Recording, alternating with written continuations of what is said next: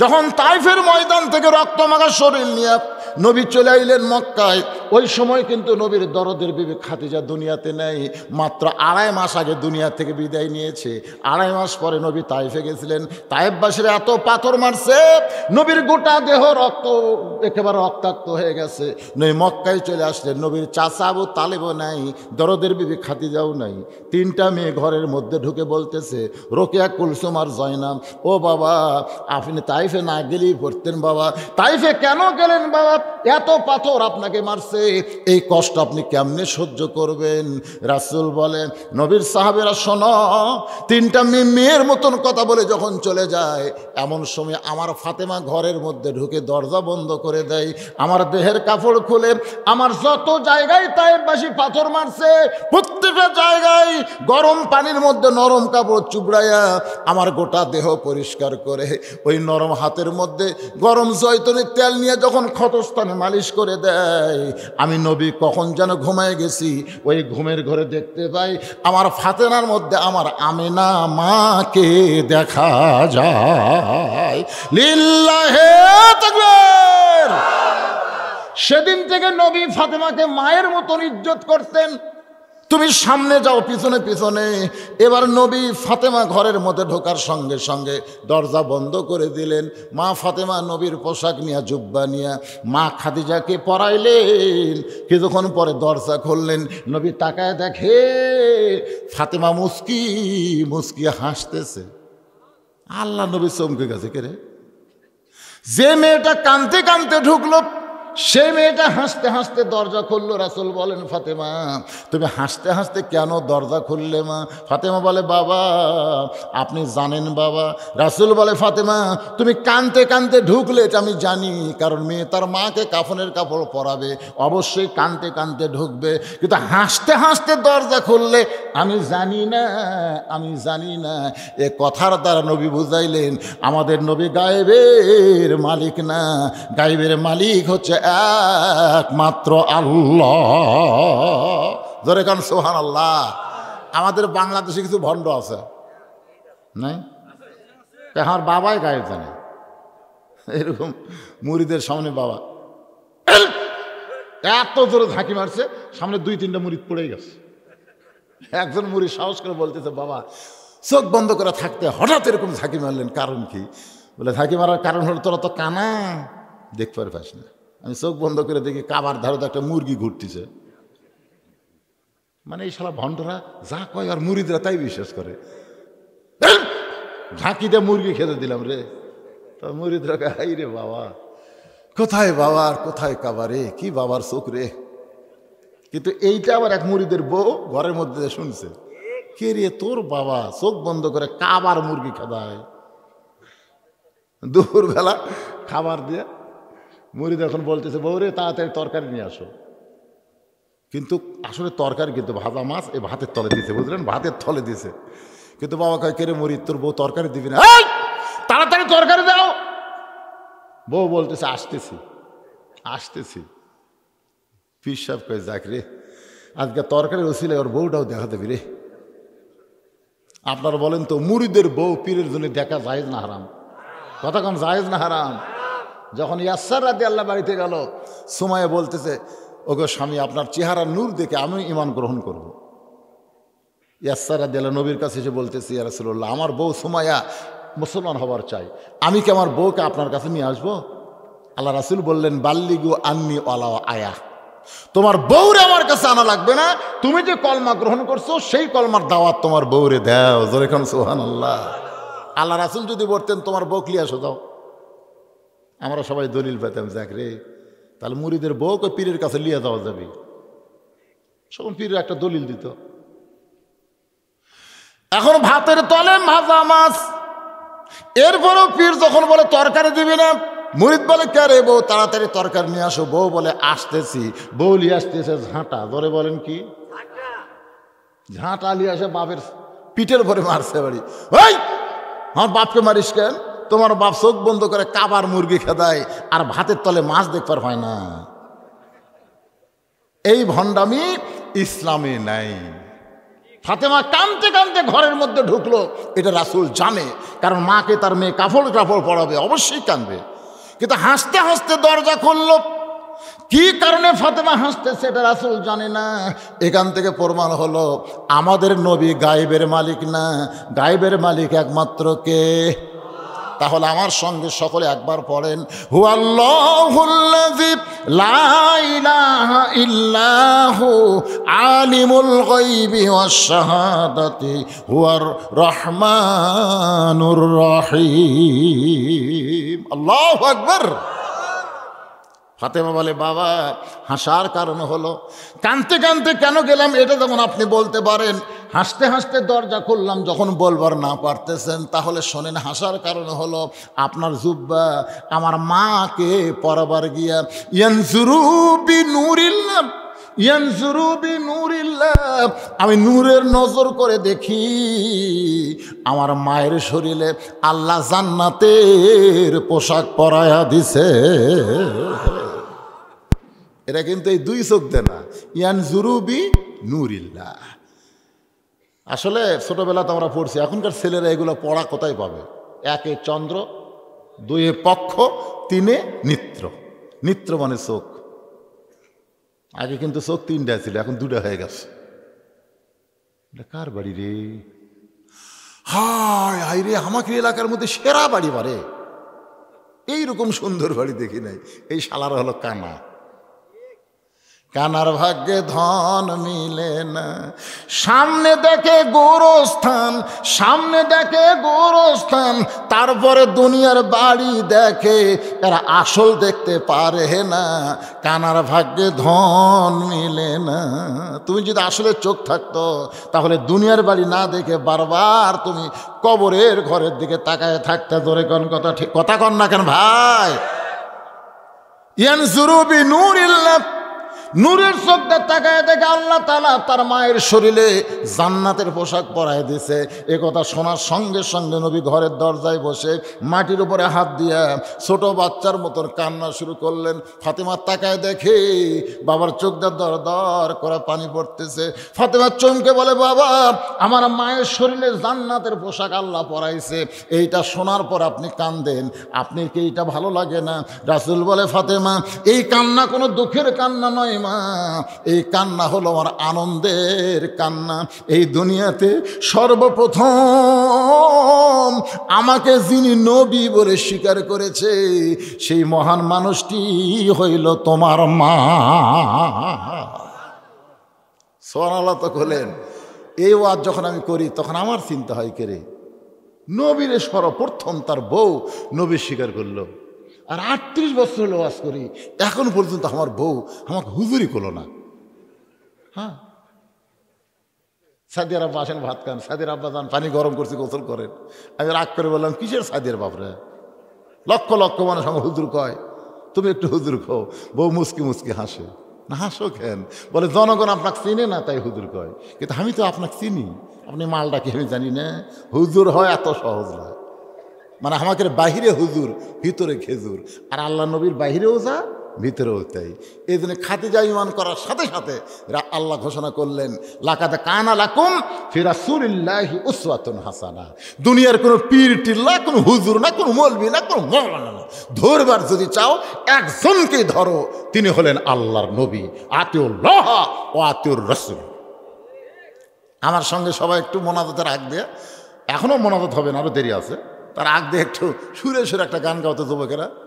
উপায় নাই রে, উপায় নাই রে, উপায় নাই নবী বিনে আল্লাহ পাওয়ার উপায় নাই। বাজান সবাই বলতেছেন, দেখেন বললে কি মজা। উপায় নাই রে, উপায় নাই রে, উপায় নাই নবী বিনে আল্লাহ পাওয়ার উপায় নাই। আমি বহু মাহফিলে বলেছি, বড় বড় ডাক্তার যারা, তাদের বউ কোনোদিন সিজার করা লাগে না, কারণ ডাক্তাররা জানে সিজার করলে মায়ের ক্ষতি, সিজার করলে বাচ্চার ক্ষতি, এজন্য বড় বড় ডাক্তার তার বউরে সিজার করায় না। 2 নম্বর হলো মৌলানার বাড়িতে কোনোদিন মিলাদ হয় না। যারা মিলাদ পড়ায় আপনি দেখবেন তাদের বাড়িতে কোনোদিন মিলাদ হয় না। 3 নম্বর কথা হলো পীরের বউ কোনোদিন মুহুরিদ হয় না। এই 3টা জিনিস খেয়াল করবে। বড় বড় ডাক্তারের বইয়ের কি লাগে না? সিজার লাগে না। আর মৌলানার বাড়িতে কি লাগে না? মিলাদ লাগে না। আর পীরের বউ কোনোদিন মুরিদ হয় না, কারণ পীরের বউ জানে আমার পীর 1 নম্বর লুচ্চা, মাঝে মধ্যে মুরিদের বইয়ের দিকে তাকায়, ওর হাতে মুরিদ হয়ে কি হবি রে। আর সর্বপ্রথম যিনি আমাদের নবীকে নবী বলে স্বীকার করেছেন তিনি হলেন নবীর বিবি খাদিজা। আল্লাহ নবী বলেন, ফাতেমা রে, সর্বপ্রথম আমাকে নবী বলে স্বীকার করার কারণে আমার বিশ্বাস আল্লাহ তোমার মাকে জান্নাতের পোশাক পরাইয়া দিছে। আল্লাহর নবী নিজের হাতে খাদিজাকে কবরের ঘরে নামায় দিচ্ছেন। কবরের ঘরে যখন নামায় দেয়, আবু বকর লক্ষ্য করে দেখে নবীর চোখ দিয়ে দর দর করে পানি পড়তেছে। আবু বকর বলে, রাসূলুল্লাহ, আপনি নবী হয়ে যদি এমন করে কাঁদেন তাহলে আমরা কেমনে সহ্য করব? রাসূল বলে, আবু বকর, আজকে খাদিজাকে কবরে দাফন করার সময় একটা কথা বারবার মনে পড়তেছে, যতই রাত হোক না কেন, 2টা বাজুক 3টা বাজুক, যতই রাত হোক না কেন, কলেমার দাওয়াত দিয়ে যখন বাড়ির দরজায় খাদিজা খাদিজা বলে আমারে কোনোদিন ডাকা লাগে নাই। আমি যেই মাত্র দরজায় দাঁড়াইছি সঙ্গে সঙ্গে খাদিজা দরজা খুলে দেয়। আমি আশ্চর্য হয়ে বললাম, খাদিজা, আমি যখনই আসি তখনই আপনি দরজা খুলে দেন। খাদিজা বলে, হুজুর, আপনি কলেমার দাওয়াত নিয়ে যখন বের হন আমিও আপনার সঙ্গে যাবার চাই, কিন্তু আপনি আমাকে নেবেন না। এই জন্য দরজার কাছে দাঁড়িয়ে থাকি, দরজার ফাঁকের সঙ্গে নাক লাগাইয়া দাঁড়িয়ে থাকি, কারণ আপনি হলেন মেশকাম্বর। আপনি যখন আসেন আপনার দেহের সুগন্ধ আমার নাকের মধ্যে ঢোকে, আমি সঙ্গে সঙ্গে দরজা খুলে দিই। রাসূল বলে, খাদিজা, তাহলে কি আপনি ঘুমাবেন না? খাদিজা বলে, হুজুর, আমি সেই দিন একলা ঘুমাবো যেদিন আমার মরণ হবে। আমি সেই দিন একলা ঘুমাবো যেদিন আমার মরণ হবে। আর যতদিন আমি জীবিত থাকব আপনাকে বুকে না নিয়ে আমি কোনোদিন ঘুমাবো না। রাসূল বলে, সাহাবীরা রে, আমার খাদিজা আজকে কবরের মধ্যে একলা থাকবে। আমি নবী কবরের মধ্যে থাকতে চাইলেও তো থাকতে পারবো না। কবরে মাটি দেওয়ার পরে সবাই যখন কবর ছেড়ে চলে যায়, এমন সময় আল্লাহর নবী খাদিজার কবর থেকে নড়েন না। ঘন্টার পর ঘন্টা চলে গেল, নবী কবরের পাশে দাঁড়িয়ে থাকে। আল্লাহ ডাক দিল, হাবিব, আপনি কবর থেকে সরেন না, আমার মুনকির নাকিরও কবরের মধ্যে ঢুকতে পারে না। তখন নবী, আপনি খাদিজার কবর থেকে নড়বেন না? নবী বলে, আল্লাহ আমার খাদিজার কবরে মুনকির নাকির পাঠাবেন, উত্তর দিবার না পারলে আমি নবী উত্তর দিয়া দিব। আল্লাহ বলে, হাবিব রে, আপনি খাদিজাকে ভালোবাসেন, যার কারণে মুনকির নাকির উত্তর আপনি দিবেন। আজকে শুনে নেন, আপনি যেমন খাদিজাকে ভালোবাসেন আমি আল্লাহ তার চাইতে অনেক ভালোবাসি। বিশ্বাস করেন যারা 5 ওয়াক্ত নামাজ পড়েন, ভাই, আপনি কবরে গেলে, এই গোরস্থানে গেলে প্রথম প্রশ্ন যখন বলবে মান রব্বুকা, তোমার রবকে, তখন আপনাকে ওঠাই লাগবে না। আপনি শুয়ে থাকবেন, আপনার নামাজ, আপনি যে নামাজ পড়ছেন ওই নামাজ খাড়া হয়ে বলবে, এমন কিনে রে, কাকে রব সম্পর্কে প্রশ্ন করিস? কত কষ্ট করে দুনিয়ার থেকে এসে কেবল একটু ঘুম পাড়তিছে, আর তোরকে বিগার উঠল। মান রব্বুকা প্রশ্ন কাকে করতেছিস? আচ্ছা, প্রশ্নের উত্তর দেওয়ার আগে বলতো, যে লোকটা শুয়ে আছে এই লোকটা সারা জীবন কয় ওয়াক্ত নামাজ পড়েছে? আমাকে ক্যালকুলেট নাই তো প্রশ্ন করিস কেন? কয় রাকাত নামাজ পড়েছে? আমার ওয়াক্তই কর পারতেছি না, রাকাত কেমনে কো? কে পাগলারা এই যখন মসজিদে গেছে, প্রত্যেক মসজিদে ঢুকে কি করছে জানিস? এরকম নিয়ত বান্দার পরই বলছে, আলহামদুলিল্লাহ রব্বিল আলামিন। রুকুত গে সনব্বেল আজিম, সেদের যে সনব্বেল আলা। ক্রিয়া তোমার রব রব করে কেবল আরামের ঘুম দিছে, আবার রব। দুই ফেরেশতা আল্লাহ কয়, আল্লাহ তোমার বান্দাকে মান রব্বুকা প্রশ্ন করার সাথে নামাজ যে খেপা খেপছে, আমরা কি করব? আল্লাহ কয় যে নামাজ নিয়ে কবরে আইছে, তার রবের উত্তর হয়ে গেছে। যেরকম সুবহানাল্লাহ, যে নামাজ নিয়ে কবরে গেছে তার রবের উত্তর হয়ে গেছে। সুবহানাল্লাহ কন না কেন? তা আপনারা কারা কারা ফজরের নামাজ পড়বেন? হাত তুলবেন। হাত তোলার দরকার নেই বাদান, কারণ অনেক লোক ঠেলা হাত তুলবি। আল্লাহ কোরআনে বলেছে, লিমা তাকুলু মা লা তাফালুন। কথার সাথে যদি কাজের মিল না থাকে টাটকা মুনাফিক। তা আমি আপনাকে মুনাফিক বানাবো? আপনার বিবেক যে আদালত আছে, এই আদালত আপনি প্রশ্ন করেন যে আপনি মাগরিব এশা পড়েননি। মনে করেন এখানে যদি কেউ থাকেন এরকম যে মাগরিব এশা পড়েননি, ফজর আসার আগে উনি যদি মরে যায়, আর এই গোরস্থানে যে কবরের কাছে থোয়া হবে, অবশ্যই তো একটা কবরের পাশে আর একটা কবর খুঁড়বেন। কথা কন না কেন ভাই? ইমাম গাজ্জালি বলেছে, ইমাম মালিক রহমতুল্লাহ বলেছেন যে কোনো বেনামাজি, চিহ্নিত বেনামাজি যদি মরে যায়, নামাজের গোরস্থানে তাকে দাফন করা কবিরা গুনাহ। কথা কন না একেবারে কবিরা। আর জানাজায় যারা অংশগ্রহণ করবে, বেনামাজির জানাজায় যারা অংশগ্রহণ করবে, তাদের আমল নামায় আল্লাহ 1 হুকবা পরিমাণ পাপ দিবে। ছাত্ররা বলল, হুজুর 1 হুকবা মানে উহুদ পাহাড়ের সমান। তার মানে কি বেনামাজির জানাজাও করা যাবে না। ছাত্ররা বলল, হুজুর বেনামাজি মরলে তাহলে আমরা কি করব? ইমাম মালিক বললেন, কোন কুত্তে যদি রাস্তাত মরে তোমরা কি করো? তো হচ্ছে আমরা পুঁতে থুই, কারণ রাস্তাত মরে থাকলে পোজা গন্ধ হবে, এই গন্ধর থেকে বাঁচার জন্য আমরা পুঁতে থুই। ইমাম মালিক বললেন, একটা কুত্তাও যা, একটা বেনামাজিও তাই। গোসল করার লাগবি না, কাপড়ের কাপড় পরান লাগবে না। যে কাপড় পরে মরিছে ওই কাপড় পরা অবস্থা দড়ি লাগে টেনে নিয়ে আসে গোরস্থানে লয়, একটা নর্দমাতা পুঁতে থো। একটা বেনামাজি পুঁতে ফেললে আর কোনোদিন বক্তার নামাজের ওয়াজ করা লাগবি না। ওই চিন্তা করবি, আমি মরে গেলে আমাকে তো পুঁতে থুবি না। কি মনে করতেছেন? বাইনাল আবদি ওয়াল কুফরি তরকুস সালাত। আল্লাহ রাসূল বলেছেন, বুখারী মুসলিম শরীফের হাদিস, বুখারী এবং মুসলিম মুত্তাফাকুন আলাইহি, 2 কিতাবের হাদিস হচ্ছে, বান্দা আর কাফেরকে পৃথক করার জিনিসটার নাম হলো নামাজ। যে নামাজ পড়বে সে আল্লাহর বান্দা, যে নামাজ পড়ে না সে ডাহা কাফের। মান তারাকা সালাতু মুতাম্মিদান ফাকাদ কাফারা। ইচ্ছা করে ফজরের নামাজ যারা বাদ দিল, আল্লাহর সঙ্গে তারা কুফরি করলো। আর সেই শালা কাফের হলে আপনি কুটি দিচ্ছেন। যারা মাগরিব এসব পড়েননি, এখন নিয়ত করেন, আল্লাহ বেঁচে যখন এখন আসি, আল্লাহ যা ভুল করা করছি, ফজর থেকে আর নামাজ ছাড়বো না। খালি নিয়ত করা মাত্রই আপনি যত নামাজ পড়েননি, আল্লাহ সমস্ত না পড়ার পাপ মাফ করে দিয়ে দিবে।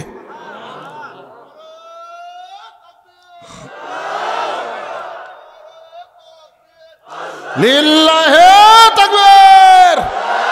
সবচাইতে বড় আমল হলো, ভাইরা শোনেন, সবচাইতে বড় আমল ফজর থেকে নামাজ শুরু করে দেওয়া। রাজি আছেন?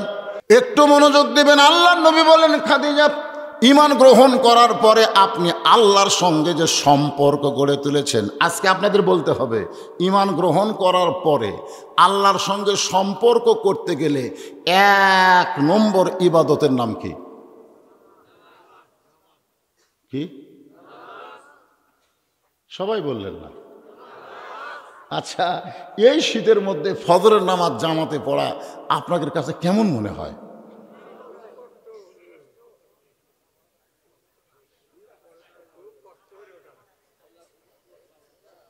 না না, গুনগুন করতেছেন, অরিজিনাল কথা ধরে সেটাই বলেন না কেন? এই শীতের রাত্রে আসসালাতু খায়রুম মিনান নাওম শোনার সাথে সাথে বুকের উপর থেকে যারা ল্যাপ ফেলে দেয়, বুকের উপর থেকে যারা কম্বল ফেলে দেয়, ল্যাপ হয়তো বলতে পারে, কি উষুম রে, কি শান্তি রে। আপনি তখন লাত্তি মারলেন, কেড়ে ল্যাপ, তুই কি মনে করিস আল্লাহ আমাকে ডাকতিছে আর তুই আমাকে চাপে ধরে থাকবো? ওই ঠান্ডা পানিতে উজু করে মসজিদ দিকে যখন রওনা দেয়, তখন ফেরেশতা কয়, আল্লাহ এটা কে? কোনোদিন তোমারে দেখলো না।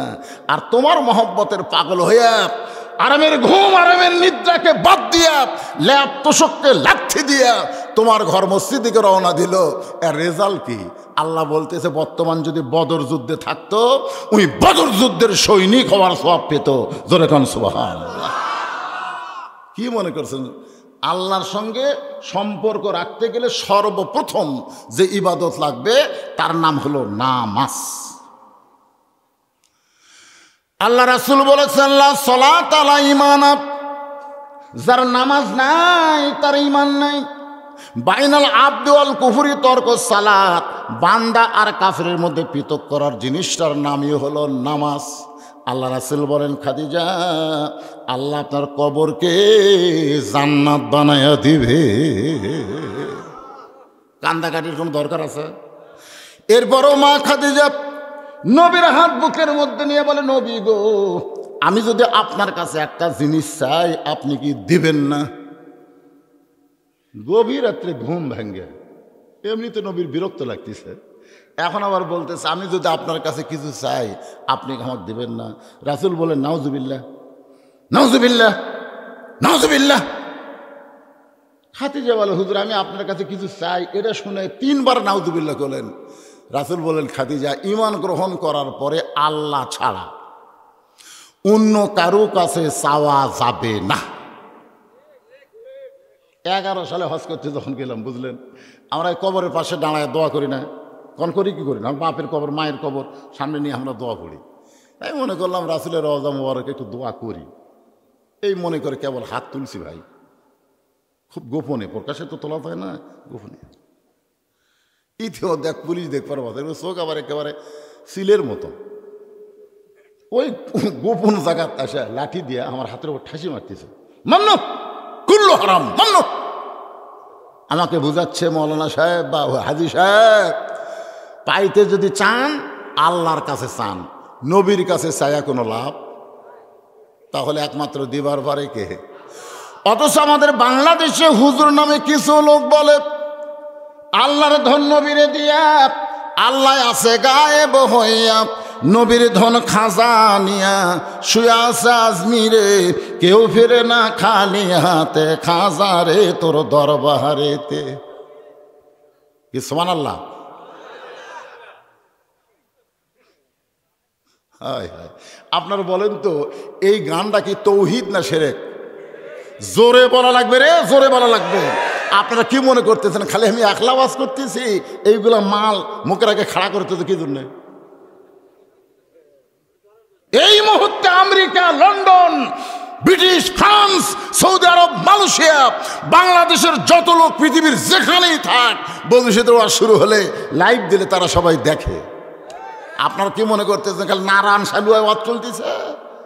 একটু জোরে বলেন, এটা তৌহিদ না শিরক? মাথায় টুপি দিয়ে এক হাঁটু দাড়ি নিয়ে আল্লাহ ছাড়া অন্য কারো কাছে তুমি চাবা?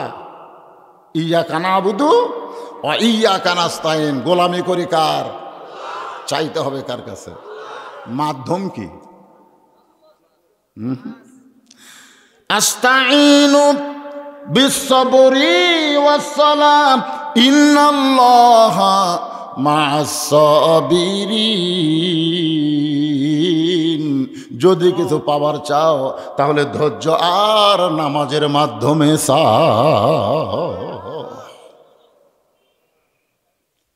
খাদিজা বলে, রাসূলুল্লাহ, আমি আপনার কাছে যা চাবো তা যদি আল্লাহর না থাকে তাহলে আল্লাহ দিবে কেমনে? কথাটা খেয়াল করবেন।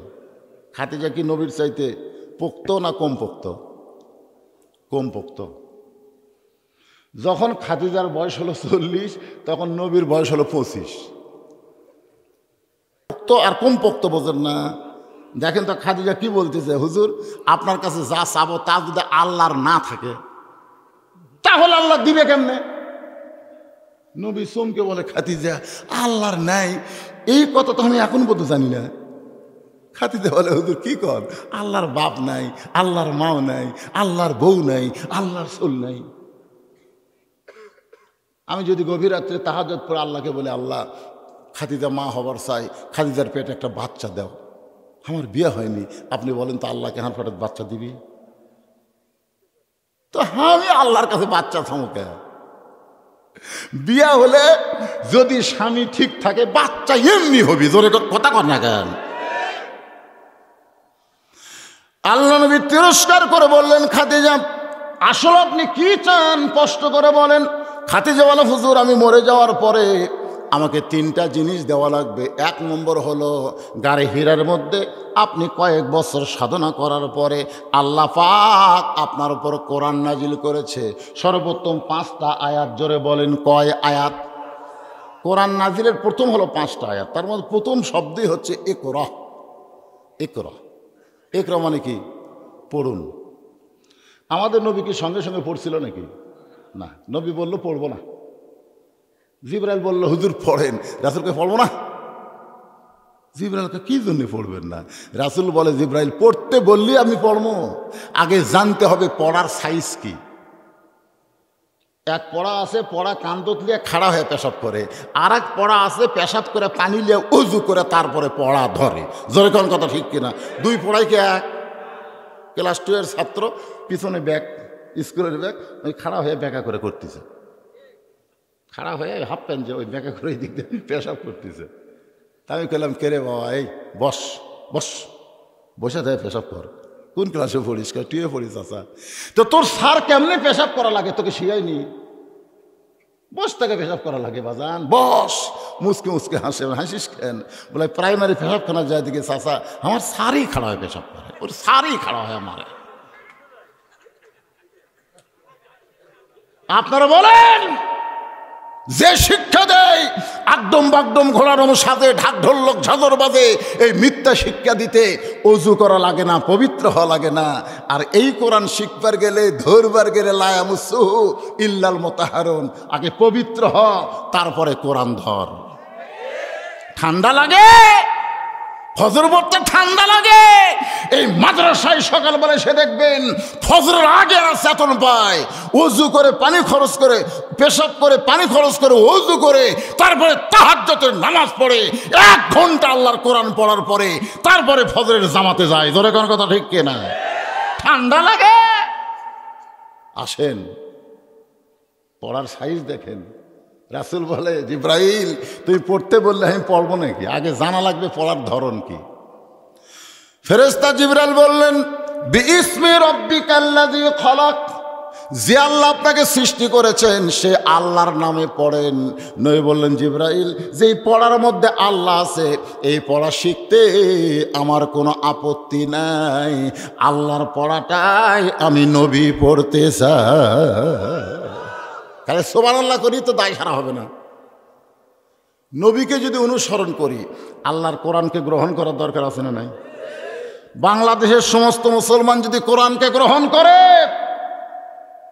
একটা প্রাইমারিও বাংলার মানচিত্রে থাকবে না, সব প্রাইমারি হাফিজে নুরানি মাদ্রাসা হয়ে যাবে। জোরে কর কথা, কথা কন না কেন? হ্যাঁ, মুসলমান কি দিয়া তোমার জবান খুলবে আর কি দিয়া খুলতেছে? একটু মনোযোগ দিয়ে শোনেন। খাদিজা বলে, রাসূলুল্লাহ ওই জুব্বা আপনি আর কোনোদিন পরেন নাই, যেই জুব্বা পরা অবস্থায় আল্লাহর তাআলার কোরআন আপনার উপর নাজিল হলো, ফেরেশতা জিবরাইল আপনার সঙ্গে কোলাকুলি করলো, আপনি আসার পরে ওই জুব্বাটা যত্ন করে রাইখা দিয়েছেন। আমি যেদিন মরে যাব ওই গারে হীরার জুব্বাটা, কোরআন নাজিলের জুব্বাটা আমাকে কাফনের কাপড় হিসাবে দিয়া দিবে। আমার 2 নম্বর চাওয়া হলো আপনার পবিত্র হাত দিয়া আমি খাদিজাকে আপনি কবরের ঘরে নামায় দিবেন। আমার 3 নম্বর চাওয়া হলো কবরে মাটি দিয়ে সবাই যখন চলে যাবে এমন সময় আপনি যাবেন না 2টা ফেরেশতা এসে আমাকে 3টা প্রশ্ন করবে, ওগো নবী আমি খাদিজা উত্তর দিবার পারবো না, আমার পক্ষ থেকে আপনাকে উত্তর দেওয়া লাগবে। ফেরেশতা আসিয়া যখন জিজ্ঞাসা করিবে, গানটা কন, ফেরেশতা আসিয়া যখন জিজ্ঞাসা করিবে দিন কি তোমার মাবুদকে, বা তখন কি বলিবে? কি বলবেন? আল্লাহ বিনে নাই রে মাবুদ। সবাই বলেন, আল্লাহ বিনে নাই রে মাবুদ। জবানে তাই বলো রে বলো মুখে, আল্লাহ রাসূল সবে বলো। আমি উত্তর দেবার পারবো না, আমার পক্ষ থেকে আপনাকে উত্তর দেওয়া লাগবে। সঙ্গে সঙ্গে নবী খাদিজার কপালে একটা চুমা দেওয়া, বলে খাদিজা ওই আল্লাহর শপথ করে বলতেছি আমার আগে যদি আপনার মৃত্যু হয় তাহলে আপনার 3টা চাওয়াই আমি পুরা করব ইনশাআল্লাহ। আপনার বলেন তো কে আগে মরবে এটা রাসূল জানে? দেখছেন নবী হয়ে কি বলতেছে আমার আগে যদি, আর হামাকের গুলের যে কি সাইজ হতে ভাই, ঠিক মতো খাড়া হবারে পারে না, দুইজন ধরে টেজত খাড়া করে দেয়, তারপরেও কোনো মতে কথা কবারও ঠিক মতো পারে না। খেলা হবে, খেলা হবে, কি খেলা হবে রে, কার সাথে কি খেলবি পাগলা? খেলবার গেলে মাজা পাওয়ার থাকা লাগে, কথা কর না কেন? এই জীবনকে নিয়ে সামান্যতম অহংকার আমাদের করা যাবে না, এ কথা কর না কেন? কথা বলেন। যে কোনো সময় আপনি এখানে আইছেন, এখান থেকে বাড়ি যাওয়ার পারবেন কোনো গ্যারান্টি আছে? কোন তো একজন হাত তুলে, হুজুর আমি বাড়ির যামই হুজুর। কোন অনেক মরদ বাড়ির যাওয়ার জন্য মোটর সাইকেলে চড়েছে, মরদ বাড়ির যায়নি, খবর শুনি হাসপাতালত কেতরাচ্ছে, হাসপাতালত কে বাড়ির যাবো না। সেদিন এক বক্তা রুহুল আমিন যুক্তিবাদী আমার এলাকায় ওয়াজ করে, কুয়াশা খুব বেশি বুঝলেন, ওই সময় গাড়িটা বাড়াছে, কারেন্টের থমত মারা দিছে, বাড়ির যাবো না। আমার বউ আমারে কয় কয়টার সময় আসবেন? আমি কই কয়টার সময় আসবো সে কথা আমি কেমনে বলবো? কাউসারিও বাড়িতে বলে গেছিল কয়টার সময় আসবো। একই জায়গায় দুই ভাইয়েরও আছে, একই জায়গায় বেলকুচি থানা। আমাকে ওয়াজের আগে বললো, ভাই আপনি স্টেজে কখন উঠবেন, নামবেন কখন? আমি বললাম ভাইজান 10টার দিকে দিবে, 12টার দিকে নামবো। আমিও 12টার সময় নামবো, পর্দার মোড়ে যে দুই ভাই একসাথে রাত 1টায় চা খাবো, গল্পের মতোই গল্প। আমার ওয়াজ শেষ হলো, শেষ হওয়ার পরে কায়সারি সাহেবের একটা কল আসলো আমার কাছে। আমি বললাম ভাই ওয়াজ কি শেষ করছেন? দেখি কান্নার শব্দ। আমি বললাম ভাই কে কান্দে রে? কাউসার হুজুরের নেতপুর হাসপাতালে মারা গেছে হুজুর।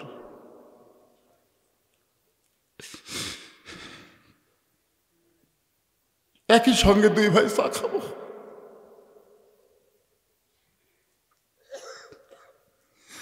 আল্লাহর নবীও জানে না কে কখন মরবে, আর আমাকে এত মুসান, এত অহংকার। বাজার যে কোনো সময় আমাদের মৃত্যু হবে বাবা, যে কোনো সময়। আল্লাহ নবী বলেন, খাদিজা আমার আগে যদি আপনার মৃত্যু হয় তাহলে আপনার 3টা চাওয়াই আমি পুরা করব ইনশাআল্লাহ। মা খাদিজা দুনিয়া থেকে বিদায় নিলেন।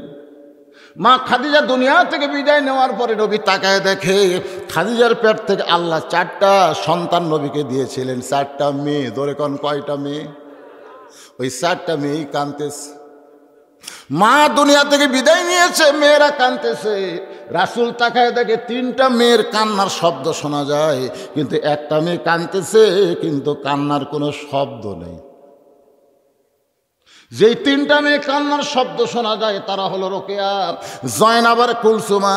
আর যে মেয়েটা কান্দে চোখের পানি দর দর করে পড়ে, কিন্তু তার কান্নার কোনো শব্দ নাই, ওই মেয়েটার নাম হলো খাতুনে জান্নাত ফাতেমাতুজ জোহরা। আল্লাহ নবী 4টা মেয়ের মধ্যে একটা মেয়েকে ইশারা করে বললেন, ফাতেমা রে তুমি একটু ঘরের মধ্যে আসো। ফাতেমা যেই নবীর ঘরে, আল্লাহ নবী বলতেছেন, ফাতেমা তোমার মা দুনিয়া থেকে বিদায় নেওয়ার কালে আমাকে 2টা ওসিয়ত করে গেছে। মা 2টা ওসিয়ত করেছে, তার মধ্যে 1 নম্বর ওসিয়ত হলো তোমার মাকে তুমি একাই গোসল করান লাগবে, গোসল করানোর সময় অন্য কাউরে তোমার সাথে নেওয়া যাবে না। তোমার মা বলেছে ফাতেমা যেন আমাকে একাই গোসল করে দেয়। ফাতেমা বলে, বাবা আমার আরো 3টা বোন আছে, ওরা তো মন খারাপ করবে, আমি একা একা মাকে গোসল করাইলে ওরা যদি সঙ্গে থাকবার চায়। রাসূল বলে, ফাতেমা দরজা বন্ধ করে একা একা তোমার মারে গোসল করাতে হবে। রাসূল বলে, ফাতেমা তোমার মা ওসিয়ত করেছে তোমার মাকে একাই কাফনের কাপড় পরান লাগবে, কাফন পরানোর সময় অন্য কেউ ঘরের মধ্যে থাকতে পারবে না। ফাতেমা কান্দের বলে, বাবা আমার মা এই ওসিয়ত করার পিছনে কারণ কি? রাসূল বলে, ফাতেমা ওসিয়ত করার পিছনের কারণ হলো আমি তোমার মাকে বলেছি তোমার পেটের মেয়ে ফাতেমা হলো জান্নাতি নারীদের নেত্রী। এখান থেকে প্রমাণ হলো আপনি মরার আগে ওসিয়ত করতে পারবেন। আপনি যদি ওসিয়ত করেন যে আমি মরে যাওয়ার পরে আমার কবর কোনো বেনামাজি খুঁড়বে না, কারণ বেনামাজি কবর খুঁড়লে সোয়াল জবাবের আগেই আপনাকে আযাব দেওয়া শুরু হবে। সোয়াল জবাব পরে, আগে আযাব। আর যদি কোনো বিড়ি খোর কবর খোঁড়ে তাহলে বুঝতেছেন কামসারা। আমার এলাকায় ওরাই 5 জন, গোটা গোরস্থানের দায়িত্ব নিচ্ছে, ওরাই 5 জন। কেউ মরলি ওরা যায় বলে ভাই কবর খোঁড় যাচ্ছে 5 প্যাকেট সিগারেট দাও। এখন 5 জন 5 প্যাকেট সিগারেট নিয়ে ওটি থেকে ধরাছে। কবরস্থানে যায় মাটি খুঁড়তেছে, ওই অর্মগত একটা, যাই কোদাল দিয়ে সমান করতেছে অর্মগত একটা, যাই খুন্তি মারতেছে ওই একটা টানতেছে, যাই ডিরেকশন দিচ্ছে এদিক দিয়ে সোজা কর ওই একটা টানতেছে। যে কয়টা ফেরেস্তা গোরস্থানতায় ছিল একটাও নেই, কারণ ফেরেস্তারা দুর্গন্ধ সহ্য করতে পারে না। বিড়ি গন্ধ খালি ফেরেস্তা না, আপনার বউ পর্যন্ত সহ্য করে না। বিশ্বাস যদি না হয় বউকে একদিন বলে দেখবেন। একদিন আমি ওয়াজে বললাম, স্বামী যদি তার বিবির ভুরুর মাঝখানে চুমা খায় তাহলে একটা ওমরা হজের সব। স্বামী যদি বইয়ের কোন জায়গা, এই 2 চোখের মাঝখানে এই যে ভুরু ভুরু, এই জায়গাতে একটা চুমা খায় ওমরা হজের সব। এক মেয়ে স্লিপ দিয়ে বললো, হুজুর খবরদার এই সবের কথা যা কছেন আর তার কন্যা আমার বিড়ি খায়, ঘরে ঢুকলেই ভোগরা পাটার গন্ধ বাড়ায়।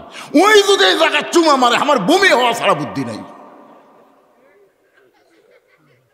নিজের বউ পর্যন্ত বিড়িখোরকে পছন্দ করে। কথা কন না কেন, কথা কন না কেন?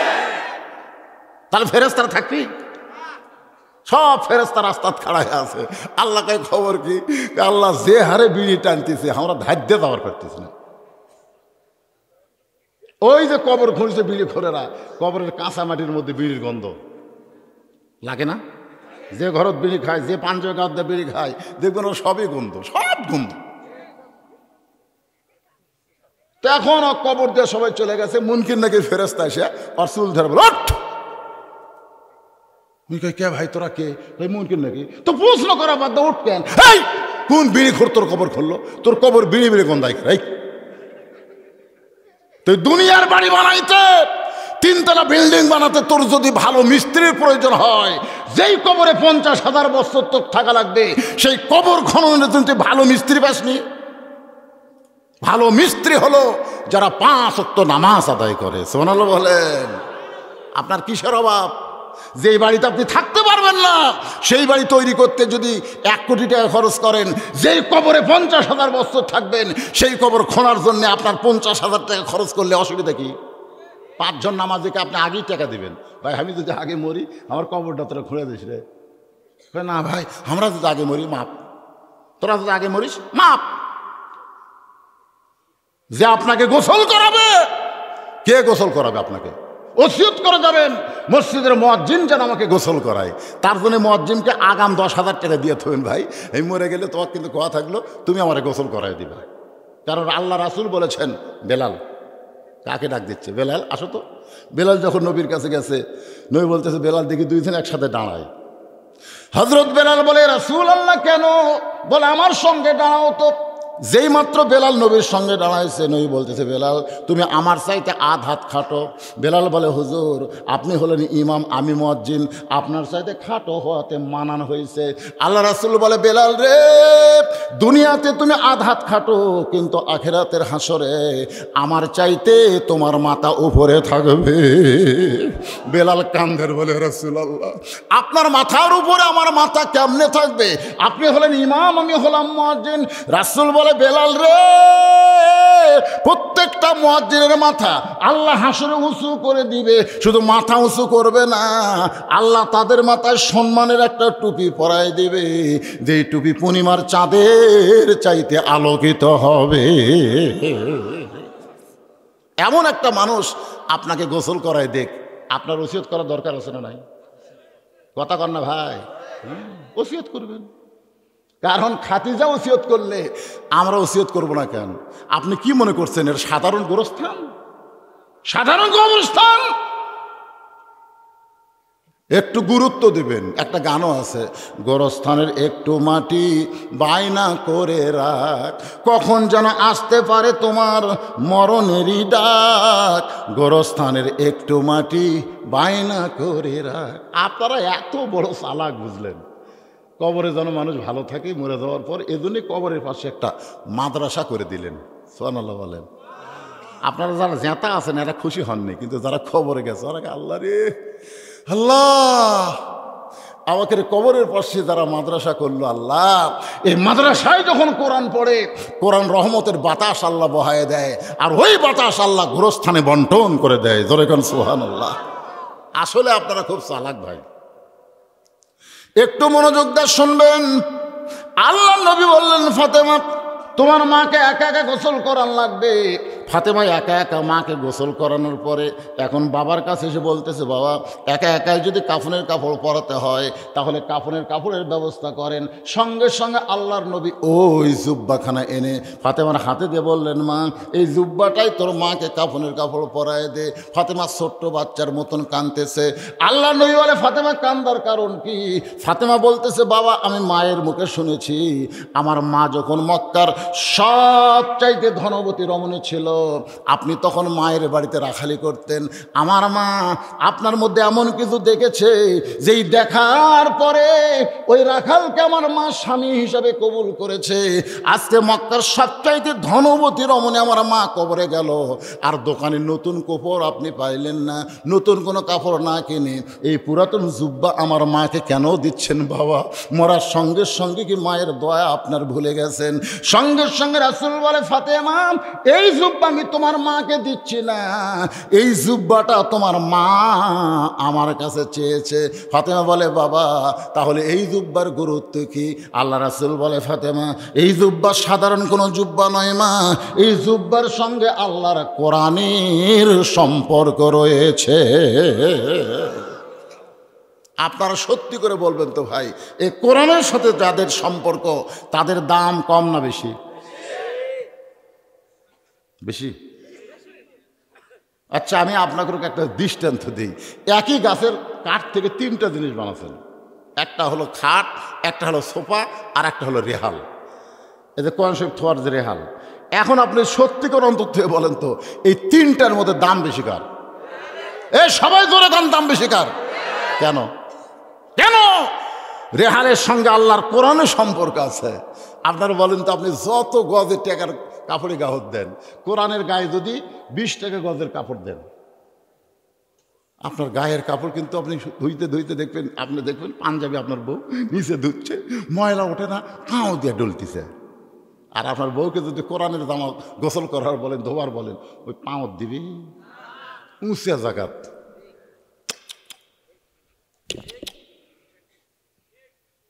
তাহলে কম দামি কাপড় এত সম্মানী হওয়ার পিছনে কারণ হলো আল্লাহর কোরআনের সঙ্গে সম্পর্ক।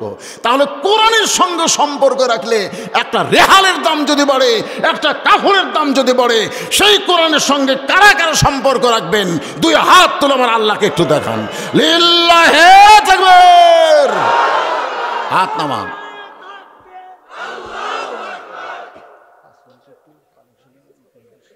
যারা হাত তুলছেন তাকবীর দিচ্ছেন, আপনারা কোরআনের সঙ্গে সম্পর্ক রাখতে গেলে সত্যিই যদি সম্পর্ক আগে বিশ্বাস করে যদি হাত তোলেন, তাহলে আপনাদের কাছে এখন ব্যাগ যাবে 5 মিনিট, মাত্র 5 মিনিট কালেকশন করার পরে, কালেকশনের হালত তো আমি দেখছি খুব ভালো না।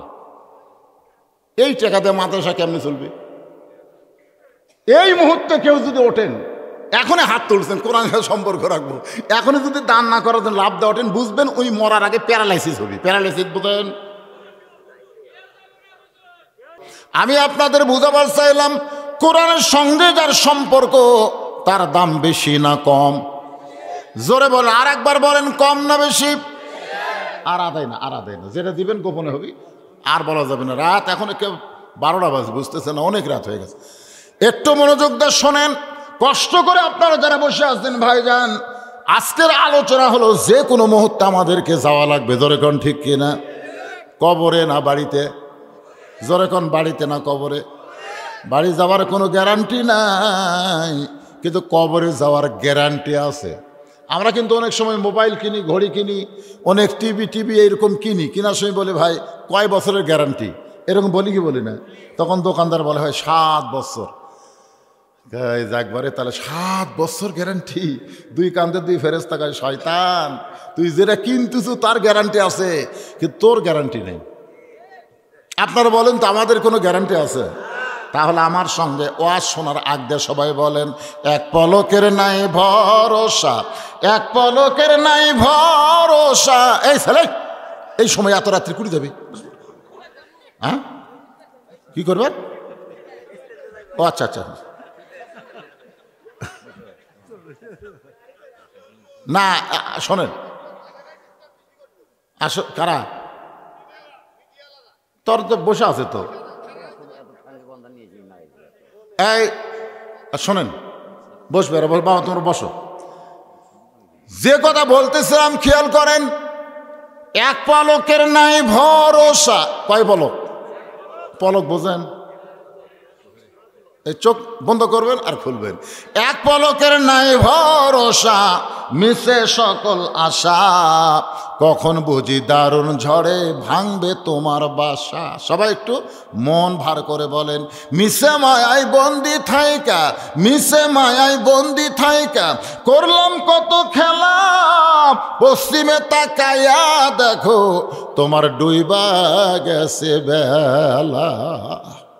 আমি আপনাদের এই যে ভাটার যখন কথা উঠলো, আপনারা বলেন তো, ভাটার ইট তৈরি হয় কি দিয়ে?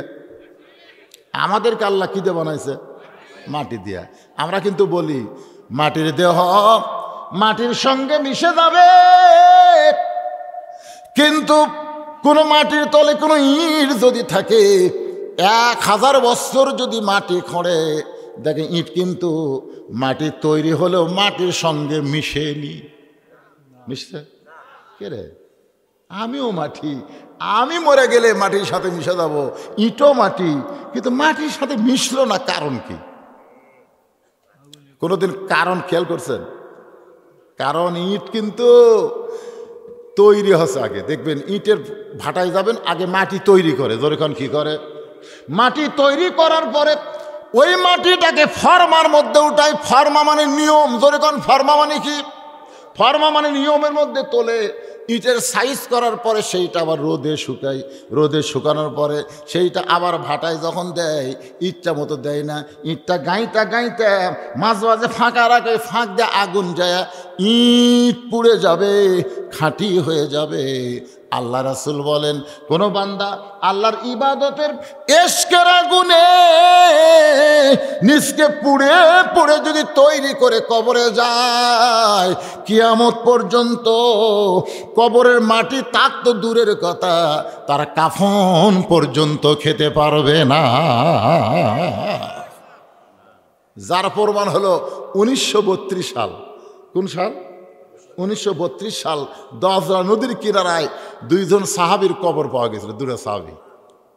প্রায় 1350 বছর পরে 2টা সাহাবীকে কবর থেকে বের করা হলো। যেমন অবস্থায় দুনিয়া থেকে বিদায় নিয়েছে, 1350 বছর পর তেমন অবস্থায় আবার তাদেরকে দেখা গেল। জোরে কান সুবহানাল্লাহ, সুবহানাল্লাহ, জোরে কান। মাটির চাইতেও আমাদেরকে, ইটের চাইতেও আমাদেরকে সাইজ হলাই বাজান। তারপরে অন্ধকার কবরে যাওয়া লাগে। একটু মনোযোগ দেন। মা ফাতেমা যখন বুঝতে পারলো এই জুব্বা সাধারণ কোনো জুব্বা নয়, এই জুব্বার সঙ্গে আল্লাহর কোরআনের সম্পর্ক আছে, আর এই জুব্বা আমার বাবা দিচ্ছে না, আমার মা চাইছে। রাসূল বলেন, ফাতেমা এই জুব্বাটা তোমার মাকে পরায় দাও। ফাতেমার সামনে সামনে নবী, পিছনে পিছনে। অথচ আমরা জানি আল্লাহ কোরআনে বলেছে, আমার নবী যখন রাস্তা চলবে, নবীর সামনে কেউ যাবার পারবে না। নবী যখন কথা বলবে, তখন নবীর মুখের উপর কেউ কথা বলতে পারবে। নবী যখন রাস্তা চলবে, আপনার বলতে নবীর সামনে কেউ যাওয়ার পারবে? সবার সামনে নবী যাবে। কিন্তু আল্লাহ নবী নিজেই বললেন, ফাতেমা তুই তোর মাকে কাফনের কাপড় জুব্বা নিয়ে আমার সামনে যা, আমি তোর পিছনে পিছনে যাই। ফাতেমা বললেন, বাবা আপনি কেন পিছনে, আমি কেন সামনে? রাসূল বলেন, ফাতেমা রে, তুই আমার মেয়ে হবার পারিস, কিন্তু আমি তোরে মার চাইতে সম্মান করি। জোরে কর সুবহানাল্লাহ। আল্লাহ নবী ফাতেমাকে মায়ের মতো সম্মান করার পেছনে কারণ হলো, যখন খাদিজা দুনিয়া থেকে বিদায় নেবে, তখন খাদিজা শুধু কান্দে। একসময় ফাতেমা দৌড়ে গিয়া মায়ের চোখের পানি মুছে দিয়ে বলে, মা আপনি কিসের জন্য এমন করে কাঁদতেছেন? খাদিজা বলে, ফাতেমা রে, শিশুকালে মইরা গেছে মা, গর্ভে থাকতে মরছে পিতা, চোখে দেখলো না। কে করিবে লালন পালন, কে দিবে সান্ত্বনা, এই দুনিয়ার সবচাইতে বড় এতিম ছিল তোমার বাবা একজনা। ও ফাতেমা, আমি খাদিজা এতদিন তোমার বাবাকে দেখাশোনা করছি, আমি মরে যাওয়ার পরে এতিম নবীরে কে দেখবে? আমি কেমনে চলে যাব ফাতেমা? আমার যাওয়ার কথা চিন্তা করি না, আমি চিন্তা করি তোমার বাবাকে নিয়ে, তোমার বাবার কে দেখাশোনা করবে? তখন ফাতেমা খাদিজার কপালে চুমা দেয়, বলে মা আপনি কোনো টেনশন করবেন না, আপনি চলে যাওয়ার পর আমার বাবাকে আপনার মতো আমি দেখাশোনা করব। ধরে কন্যা সুবহানাল্লাহ। আল্লাহ রাসূল নিজের চোখে দেখছেন বাংলাদেশে মানুষ পুলিশ ধরা নিয়ে টেনশন করে, কিন্তু আজরাইল ধরা নিয়ে চিন্তা নাই। ভোটের আগে আমাদের কাহালুতে যা ধরা শুরু হয়েছিল বুঝলেন, খালি পাইকারি হারে ধরা। তো অনেক লোক ওই বাড়িঘর সাইডে আলুর বাগুড়ের মধ্যে বাঁশ আড়ার তলে গর্ত মর্ত করে শুয়ে থাকে। তো এক লোকে কেউ নিচে কম্বল পারছে, ল্যাপও নিচে, বলতেছে এই জায়গায় পুলিশের বাপেরও ক্ষমতা নিয়ে আসতে পারে, কিন্তু আল্লাহর কি কাম, ওই জায়গাতে আজরাইল গেছে। যেরকম কি গেছে, পুলিশের পোশাক পরে। তুই বলতেছে কে ভাই, এই গোপন জায়গার তো খবর কে দিল? তখন আজরাইল বলতেছে ভাই আমি তো পুলিশ না রে, আমি হলাম আজরাইল। তখন কান্দা কাটে বলতেছে হাই রে, পুলিশ ধরার ভয়ে আজরাইল ধরবি, এই কথা আমার মনেই নেই। আজকে আমাদের বাংলাদেশের ইমানের অবস্থা হয়েছে তাই, যে কোনো সময় আমাদেরকে আজরাইল ধরবে। জোরে কোন কথা ঠিক কি না? তো কেমনে ধরা দেবেন? ধরা তো দেওয়াই লাগবে, যতই পোলা থাকেন ধরা দেওয়া লাগবে না? কেমনে ধরা দেবেন? আল্লাহ কোরআনে বললেন, ইয়া আইয়ুহাল্লাযীনা আমানুত্তাকুল্লাহা হাক্কা তুকাতিহি ওয়া লা তামুতুন্না ইল্লা ওয়া আনতুম মুসলিমুন।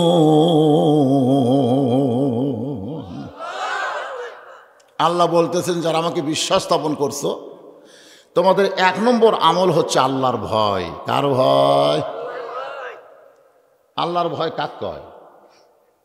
আল্লাহর ভয় যারা করে তারা কোনোদিন দরজা জানলা বন্ধ করে অন্যায় করতে পারে না। আজকে আমাদের অধিকাংশ যুবকের হাতে 4G মোবাইল আছে, আছে না নাই? রাত যখন গভীর হয় তখন দরজা জানলা বন্ধ করে মোবাইল বার করে কেউ দেখতেছে না রে, কেউ দেখতেছে না, এই সুযোগে কম্বলের তলে মারি, এই মনে করে অশ্লীল ভিডিও দেখতেছে। ওর যদি আল্লাহর ভয় কলিজায় থাকতো, ওর ইমান বলতেছে কেউ না দেখলেও আল্লাহ দেখতেছে, 2 কান্দের ফেরেশতা ঘুম পাড়তেছে না পাগলা রে, ওরাও লিখতেছে। জোরে খান কথা ঠিক কিনা? আমাদের সকলের 2 কান্দে 2 ফেরেশতা আছে না নাই? আমি জানলা দরজা বন্ধ করে দিলে এরা কি বের হয়ে যায় না? কান্দতে থাকে। একটা গান আছে, মনের ঘরে তালা দিয়া সাবিনিয়া আসেন সাই, আমি অধম সাধ্য কি তার হুকুম ছাড়া বাইরে যাই, হুকুম ছাড়া বাইরে যাই, আমার 2 কান্দে 2 মোহরি। এ গান গাইলে গুনাহ হবে? তাহলে সবাই বলেন, আমার 2 কান্দে 2 মোহরি, লেখিতেছেন ডায়েরি, দলিল দেখে রায় দিবে, টাকা পয়সার নাই কারবার। আছেন আমার মুক্তার, আছেন আমার ব্যারিস্টার, শেষ বিচারের হাইকোর্টেতে তিনি আমায় করবেন পার, আমি পাপী তিনি জামিনদার।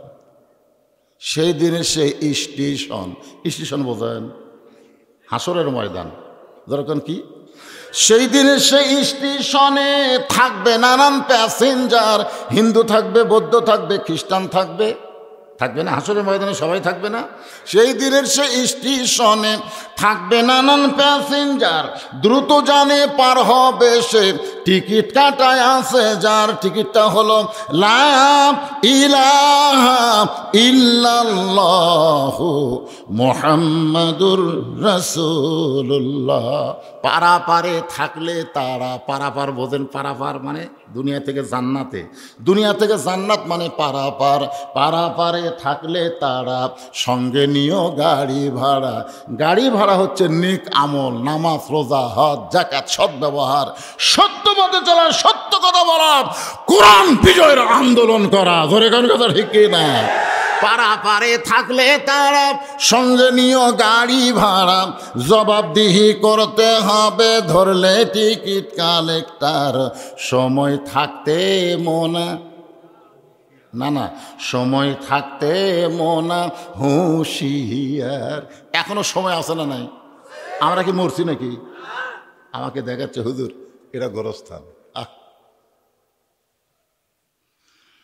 আল্লাহ রাসূল বলেছে তোমরা যখন কবরের পার্শ্ব দিয়ে যাবে তখন তোমরা কবরের দিকে তাকায়া, কবরের দিকে তাকায়া একটু সময় দাঁড়াবে।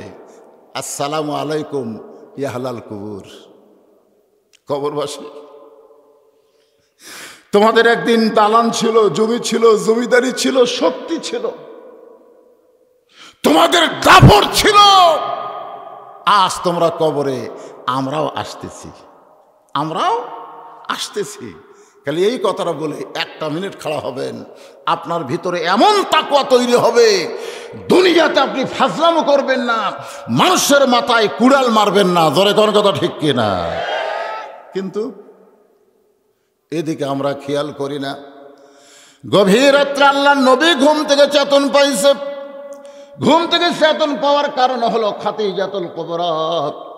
নবীর ডান হাত কানা বুকের মধ্যে নিয়ে ছোট বাচ্চার মতন কাঁদতেছে। আল্লাহ রাসূল বলে, খাদিজা, দুনিয়ার সবাই ঘুম পাড়ে, আমিও ঘুম পাড়ি, অথচ আপনি না ঘুমায় কাঁদেন কেন? খাদিজা বলে, হুজুর ঘুমের পূর্বে দোয়া পড়তেছিলাম, আল্লাহুম্মা বিইসমিকা আমুতু।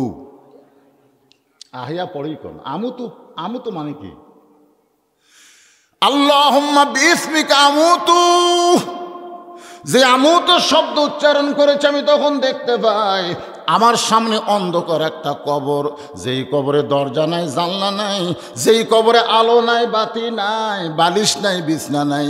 আপনি বলেছেন সর্বশেষে যেই ব্যক্তি কবরে যাবে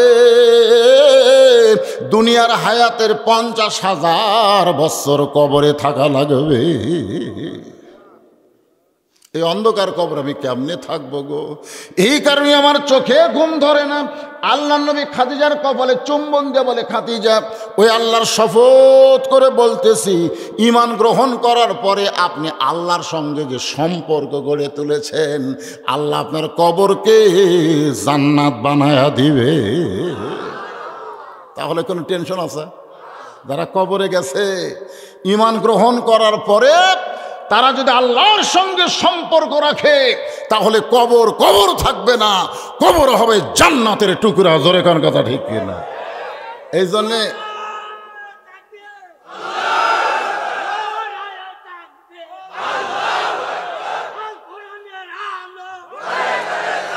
লিল্লাহে তাকবীর। কথাটা খেয়াল করবেন ভাইজান। আমি মক্কায় দেখছি একটা কবর, তার নাম হলো জান্নাতুল মাওয়া। কি? আর মদিনায় একটা কবর দেখলাম, গোরস্থান, তার নাম হলো জান্নাতুল বাকি। আমি তদন্ত করলাম, কেন এইটা জান্নাতুল মাওয়া হলো কেন আর এইটা জান্নাতুল বাকি হলো কেন? আমি দেখলাম মক্কার গোরস্থানে শুয়ে আছে খাদিজা আর মদিনার গোরস্থানে শুয়ে আছে ফাতেমা। খাদিজা আর ফাতেমার সম্পর্ক হলো মা মেয়ে। আল্লাহ রাসূল বলেছেন, খাদিজা, তুমি হইলা নারী জাতির ভিতরে 1 নম্বর জান্নাতি। জোরে কোন সুবহানাল্লাহ। কয় নম্বর? নারী জাতির ভিতরে মা খাদিজাকে আল্লাহ 1 নম্বর জান্নাত দিয়ে দিবে। সুবহানাল্লাহ বলেন। আল্লাহ নবী বলেন, ফাতেমা, তুমি হইলা নারী জাতির ভিতরে জান্নাতি, নারীদের নেত্রী। সুবহানাল্লাহ বলেন না? আপনারা মনে করতেছেন হুজুর এই দূরে তো মেয়েদের পক্ষে গেল। আপনারা বলেন তো, আপনাদের চাইতে আজকের মাহফিলে কি মেয়েরা কম? বর্তমানে ক্ষমতা আছে কে, মরদ না মেয়ে? তাহলে সেই মেয়েদের কথা বললে মন খারাপ করেন কেন? আজকে একটা মেয়ের পেট থেকেই একটা ভালো সন্তান পাওয়া যাবে, জোরে কোন কথা ঠিক কি না? একজন নেপোলিয়ন বলেছে, তোমরা যদি ভালো একটা জেনারেশন চাও, ভালো একটা সন্তান চাও, তাহলে ভালো একটা বাপের দরকার। কিসের? তো সবাই বলেন না কেন, ভালো একটা মায়ের দরকার। কেন? বাবাই আনন্দে মাতিয়া সাগরে ভাসাইয়া সেই যে চইলা যায়, খবর লয় না মাজন ধরিয়াই উদরে, কতই কষ্ট করে 10 মাস পরে পায় প্রসবের বেদনা, এমন দরদি ভাবে কেউ হবে না আমার মা গো। আল্লাহ আজকের মাহফিল শোনেন, হাত তোলা লাগবে না, আমরা বহু হাত তুলছি। ওই মামুনুল হক যখন ওয়াজ করতো, ঠিক হাত তোলা কয় ঠিক। আল্লামা সাইদু হুজুর 50 হুজুর ওয়াজ করছে, জনগণ হাত তুলে তুলে যা করছে ভাই, আমি নামতে এই ওয়াজ করে রে ফাটাফাটি, জেলত যখন নিয়ে যায় আর কেউ নাই। ওগুলো বাদ দেন, তোলা হাত তোলা বাদ দেন। সবচাইতে বড় আদালত আল্লাহ আপনার বিবেক দিয়ে দিয়েছে, সে আদালতকে আমি বলতেছি। আপনার বিবেক যদি জাগ্রত থাকে, আজ থেকে বাকি জীবন আর ফজরের নামাজ আমরা ছাড়ব না ইনশাআল্লাহ। ফজর থেকে আমাদের যুদ্ধ শুরু হবে, আমরা 5 ওয়াক্ত নামাজ মসজিদে জামাতের সঙ্গে আদায় করব। আল্লাহ কবুল করুক। আমার মায়েরা যারা পর্দার অন্তর আছেন, বা শোনেন, আপনাদের 1 নম্বর আমল হলো পর্দা। এতক্ষণ পর্যন্ত যে ফাতেমা খাদিজাদের নিয়ে ওয়াজ করতেছি, সেই ফাতেমা খাদিজার সঙ্গে যদি জান্নাতে যাওয়ার চান, বেপর্দা হয়ে যাওয়া যাবে না, পর্দা নিশি হয়ে যাওয়া লাগবে। জোরে কোন কথা ঠিক কিনা? রে মুনকির নাকির যে আল্লাহর ঘর বাইতুল মুকাদ্দাসকে রক্ষা করার জন্য নিজের জীবন দিয়ে কবরে আইলো, তাকে আবার অমা দিনুকা প্রশ্ন করিস। আল্লাহর দিনকে কায়েম করার জন্য বাংলার জমিনে যারা জেল খাটলো, যারা রিমান্ডে গেল, হক কথা বলার অপরাধে, মাথায় টুপি দেওয়ার কারণে, দাড়ি রাখার কারণে যাদেরকে জঙ্গি জঙ্গি বানালো, তাদেরকে আবার অমা দিনুকা প্রশ্ন করিস। আল ফেরেস্তা বলে, আল্লাহ যখন অমা দিনুকা প্রশ্ন করলাম, ইসলামী আন্দোলন যে কাপা খেপছে, আল্লাহ বলে মুনকির নাকির শুনে নে, ইসলামী আন্দোলন করতে করতে কোরআনের বিজয় যারা চায়, দুনিয়াতে কোরআনের আন্দোলনের পক্ষে যারা সৈনিক হয়ে কাজ করেছে, তাদের 2 নম্বর প্রশ্নের উত্তর হয়ে গেছে। 3 নম্বর প্রশ্ন হলো, আমার নাবিকা তোমার নবীকে। সকালবেলা দাড়ি কামাছে, বিকেলবেলা হার্ট অ্যাটাক করে মরছে, এরকম বেসাইজা লোক আছে না নাই? সকালবেলায় কামাছে ভাই সেই সাইজ, বিকালে বেটা হিরোইন খেয়ে ধরা পড়ছে, এই খবর আসতে। ওলা যারা দাড়ি টাড়ি কামায় না, ওরকে বেটাও কিন্তু সেই রকম ডিয়ারিং মাল, ইয়াবা খায়, গাঁজা খায়, হিরোইন খায়, বউ ওয়ার ডিউটি মারে। শোনেন, কি মনে করতেছেন আপনি? একটা মরদ মানুষ, মরদের সিমটম নাই? শরীফ আর শরীফায় খুব খেয়াল করবেন, শরীফ কখন শরীফা হয়। এক মেয়ে আমাকে কইছে, হুজুর আমার স্বামী তো খুব সুন্দর, আমি স্বামী নিয়ে যখন বাইরে যাই, রাস্তার মেয়েরা খেলে আমার স্বামীর দিকে তাকা থাকে, হুজুর একটা দোয়া পড়া দেন তো, মেয়েরা যেন আমার স্বামীর দিকে না তাকায়। আমি কইলাম, মা কোনো দোয়া লাগবে না, তুমি তোমার শরীফাকে শরীফ বানাও, চাচা বানাও, যাও তুমি তোমার স্বামী চাচা বানাও। আমার ওপর রাগ করে কয়, হুজুর স্বামী কোনোদিন চাচা, এই পাগল, চাচা বানাবার কছি, চাচা কবার কছি। ওকে আমি বুঝা দিলাম, দাড়ি থোয়াও। ওই স্বামীকে হাত পাও ধরে দাড়ি থোয়াছে, দাড়ি আঙুল 4 আঙ্গুল হচ্ছে, স্বামীগুলা বাইরে যায়, কোনো মেয়ের ওর স্বামীর দিকে তাকায় না। কেউ যদি কথা কবার চায়, চাচা আসসালামু আলাইকুম, তখন বউ কই, যাকরে আমার স্বামী তখন চাচা হচ্ছে, মাঝখানে আর শয়তান ধোকা দিবার পারবি না, ধরে কথা কর না কেন। এই দাড়ি নিয়ে যেই ব্যক্তি কবরে গেল, মুনকির নাকির জিজ্ঞেস করতে, আমার নাবিউকা তোমার নবীকে। নবী দূর থেকে বলে, রে মুনকির নাকির, তাকে নবী সম্পর্কে প্রশ্ন করিস। সে আমাকে নবী বলার আগে আমি নবী তাকে উম্মত হিসাবে স্বীকার করে নিলাম। আল্লাহ বলে, হাবিব আপনি খাদিজারে যেমন ভালোবাসেন আমি আল্লাহ তেমন ভালোবাসি। দুনিয়ার জীবনে কবরকে স্মরণ করে যে চোখের পানি বের করে কাঁদবে, আমি আল্লাহ তাদের কবরে মুনকির নাকির পাঠাবো না। ইজাম আসাবাতুহুম মুসিবাতুন ক্বালু ইন্না লিল্লাহি ওয়া ইন্না ইলাইহি রাজিউন। আল্লাহ আমাদের সকলের জীবনে কবুল করুক। সকলে বলে আল্লাহুম্মা আমিন। ফজরের নামাজের চিন্তা থাকার কারণে ভাই বেশি লম্বা ওয়াজ করার সুযোগ নেই। আপনারা সবাই ইস্তেগফার পড়েন, সবাই ফজর নামাজ জামাতে পড়া লাগবে। আল্লাহ কবুল করুক বক্তা শ্রোতা সকলকে। জি, মহিলাদের জন্য ওয়াজ আছে আজকে। প্রথম থাকায় খাদিজা, প্রথম থাকায় ফাতেমা, মহিলাকে ওয়াজ। জোরে কোন ঠিক কিনা?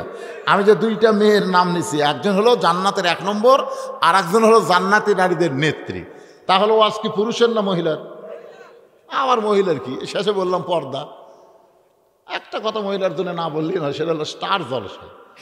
জি বাংলা যদি মেয়েরা দেখে, যত ওয়াজ শুনুক কোনো কাম হবে না। আমার কথা কি বুঝলেন? কারণ এইটা কিন্তু হিন্দুকের নাটক। স্টার জলসা জি বাংলা কিসের নাটক? হিন্দুকের নাটক। আর এই নাটক দেখবার গেলে দেখবেন ঘরের মধ্যে মাঝে মধ্যে হরি হরি হরি হরি লো লো লো লো লো একটা বাদ্য হয়। কারণ হিন্দুরা যে নাটক বানাচ্ছে, এর নাটকের মধ্যে পূজা থাকবে। তা আপনি মুসলমানের বউ হয়ে আপনি হিন্দুকের নাটক দেখেন, আপনি জানেন ভারত কি কাম করলো? এই সপ্তাহে ভারত কি করছে দেখেননি? বাবরি মসজিদ যেখানে 400 বছর ধরে ছিল, সে বাবরি মসজিদ ভাঙ্গে ওই জায়গায়, ওই বাবরি মসজিদের ওই জায়গায় রাম মন্দির নির্মাণ করলো। আপনারা বলেন তো ভারতে কি আর জায়গা নাই?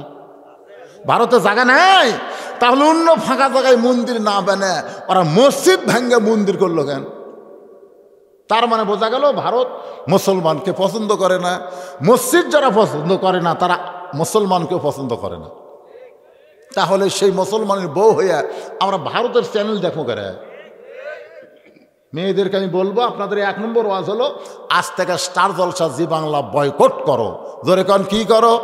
আমি যেই বলবো স্টার জলসা জি বাংলা, আপনারা বলবেন বয়কট করো। বলতে পারবেন না? হয়ে যান, সব মিডিয়াত কিন্তু উঠবি। স্টার জলসা জি বাংলা আরো জোরে বলেন বয়কট করো। ও মায়েরা, মান তাশাব্বা বিকওমিন ফাহুয়া মিনহুম। যে যাকে মহব্বত করবে তার সঙ্গে হাসর হবে। স্টার জলসা জি বাংলা যদি মহব্বত করে দেখো, ওরা হলো হিন্দু মাল, হিন্দুর সাথে আল্লাহ একসাথে বান্ধে দিবি।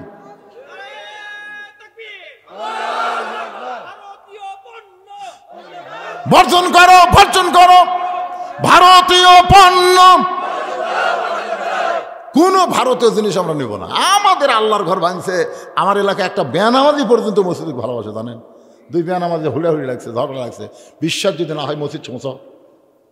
তাই বার হয়ে গেলাম, কে ভাই তোরা তো নামাজ পড়িস না রে। নামাজ না বললে কি হবে হুজুর? মসজিদ আল্লাহর ঘর। সেদিন থেকে আমার বিশ্বাস হয়েছে, আমাদের গ্রামের মসজিদ যদি ভাঙবার আসে, নামাজি বার হওয়ার আগে বেনামাজিরা শহীদ হবে। তোর এখন কথা ঠিক কিনা? নামাজ না পড়তে পারে, মসজিদ আল্লাহর ঘর, সবাই ভালোবাসে। আমি সেই ভালোবাসা যুবকদের বলতেছি, বাদান ভিতরে ঢোকো, ভিতরে ঢোকো। ইন্নাস সালাতা তানহানিল ফাহশাই ওয়াল মুনকার। একমাত্র নামাজই পারে মানুষের যাবতীয় খারাপি থেকে বাঁচাই দিতে। সুবহানাল্লাহ বলেন।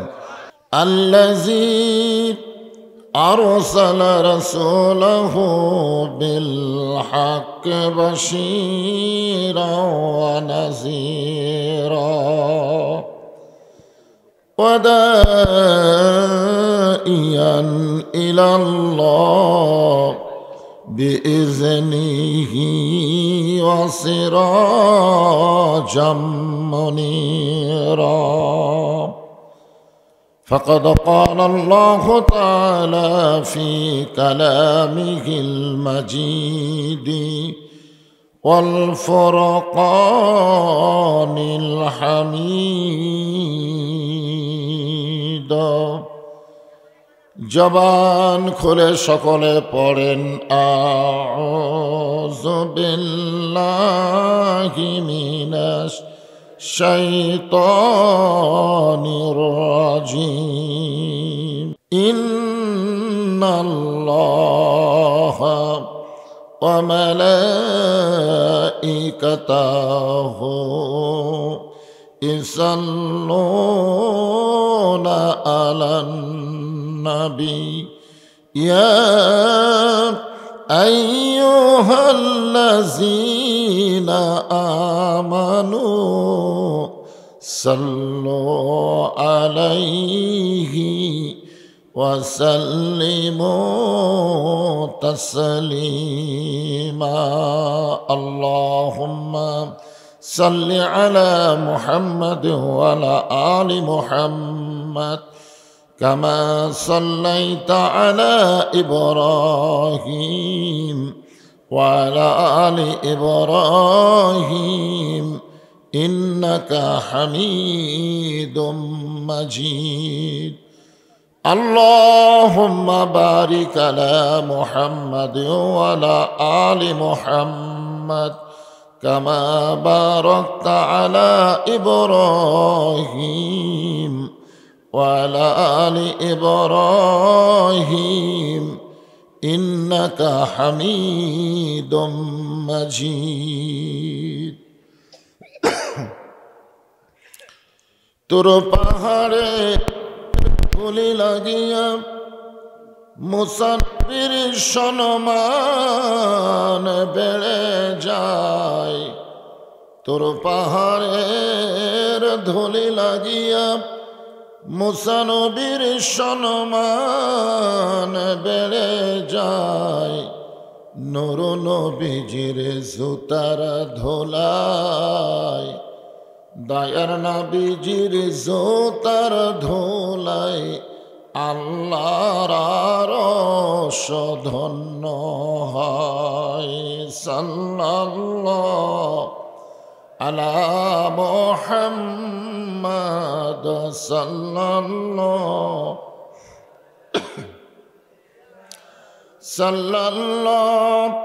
আলা মুহাম্মাদ সাল্লাল্লাহু মশরিকে হুব্বে মুহাম্মদ সকলে বলি সাল্লাল্লাহু আলাইহি ওয়াসাল্লাম मतलाए दीवानी माँ मतलाए खुर्शीद इश्क़ास सीनाए सो जाने माँ बलागल उला बिकमालिही कशफ़द दुजा बिजमालिही हसनत जमीओ खिसालिही सल्लो अलैहि व आलिही अल्लाहुम्मा आमीन জান্নাতের বাগান থেকে জান্নাতি মানুষদেরকে নিয়ে আমি গুনাহগার তোমার রহমতের দরজায় দোখানা হাত তুলেছি আল্লাহ হাসরের ময়দানে জব্বার আর কাহার নামে রূপ নিয়া তুমি যখন বিচার শুরু করবে তোমার সামনে দাঁড়ায়া সমস্ত নবীরা নাফসি নাফসি বলে কাঁদতে থাকবে এমন কঠিন অবস্থা হাসরে হবে সেদিন সমস্ত নবী তার উম্মতকে ভুলে যাবে শুধু বলবে আল্লাহ আমার কি হবে আমার কি হবে একমাত্র দরদি নবী শাফাতের কান্ডারি ইয়া রাব্বি হাবলি উম্মতি বলে সেজদায় পড়ে যাবে সেই কঠিন মুসিবতের সময় আজকের এই মাহফিলকে ওসিলা করে আমাদের সবাইকে রাসূলের উম্মতের কাতারে আল্লাহ কবুল করে নিও সুবহান রাব্বিকা রাব্বিল ইজ্জাতি আম্মা ইয়াসিফুন ওয়া সালামুন আলাল মুরসালিন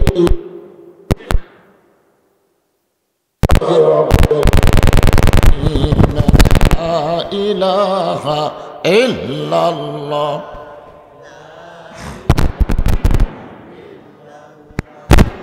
সবাই জবান খোলে আল্লাহর জিকির কোনো শরম আছে? তাহলে সকলে জবান খোলে লা ইলাহা ইল্লাল্লাহ, লা ইলাহা ইল্লাল্লাহ, লা ইলাহা ইল্লাল্লাহ, লা ইলাহা ইল্লাল্লাহ, লা ইলাহা। চাঁদ সূর্য যারা গ্রহ তারা আল্লাহ নামের পাগল পারা, চাঁদ সূর্য যারা গ্রহ তারা আল্লাহ নামের পাগল পারা। আমার আল্লাহ নামের এতই দয়া,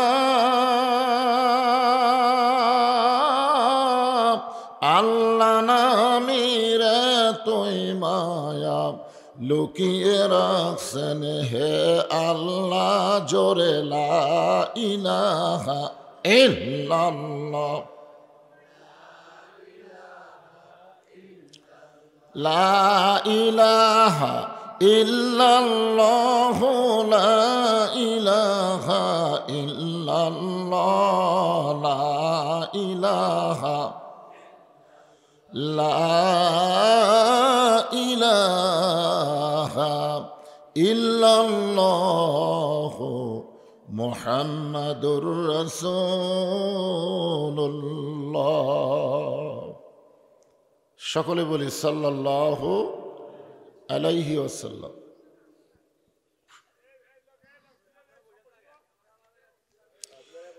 হ্যাঁ, আপনারা যে এতক্ষণ জিকির করলেন, সবচাইতে উত্তম জিকির, আফজালুল জিকির লা ইলাহা ইল্লাল্লাহ।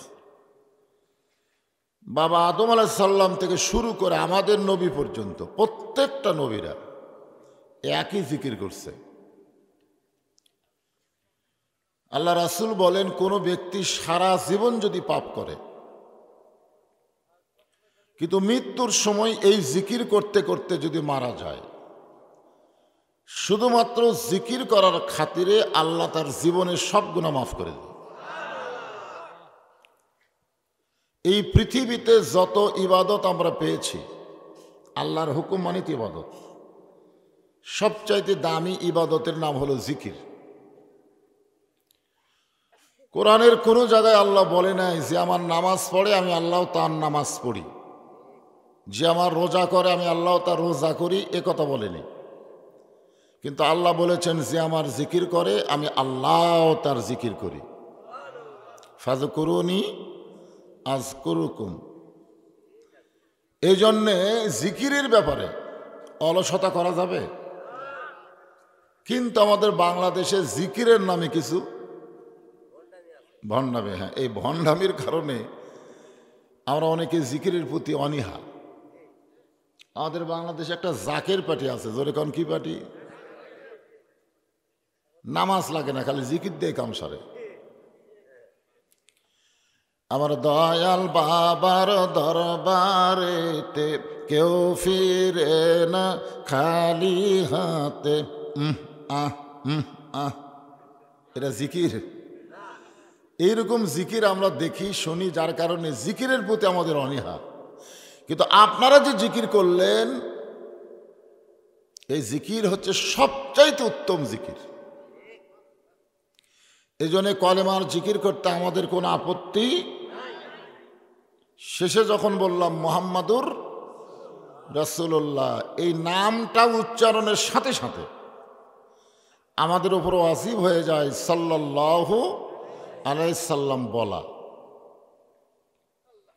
আপনি যখনই নবীর নাম শুনে বা পড়ে দরুদ পড়লেন, আমি জিকির করলাম, জিকিরের সওয়াব কিন্তু ডান কাঁধের ফেরেশতা লিখছে। জিকির করলাম না, কিন্তু দরুদ যখন পড়লেন এটা আবার ফেরেশতারা লিখতে পারল না। মানে দরুদের এত ওজন যেইটা ফেরেশতারা লিখবার পারে না, এইটা এখান থেকে চলে গেছে মদিনায়। একদল ফেরেশতার কামই হলো আপনার দরুদ শেষ হওয়ার সঙ্গে সঙ্গে রাসূলের রওজা মোবারকে গিয়ে বলবে, ইয়া রাসূলুল্লাহ, জায়গার নাম কি? নারায়ণ সালুয়া, এ তো হিন্দু নাম, যাই হোক, নারায়ণ সালুয়া থেকে আপনার উম্মতের আপনার প্রতি দরুদ শরীফ পেশ করেছে, আপনি দরুদগুলো জমা নেন। আপনারা বসে আছেন কোথায়? নারায়ণ সালুয়া, আর দরুদ পৌঁছে গেছে মদিনায়।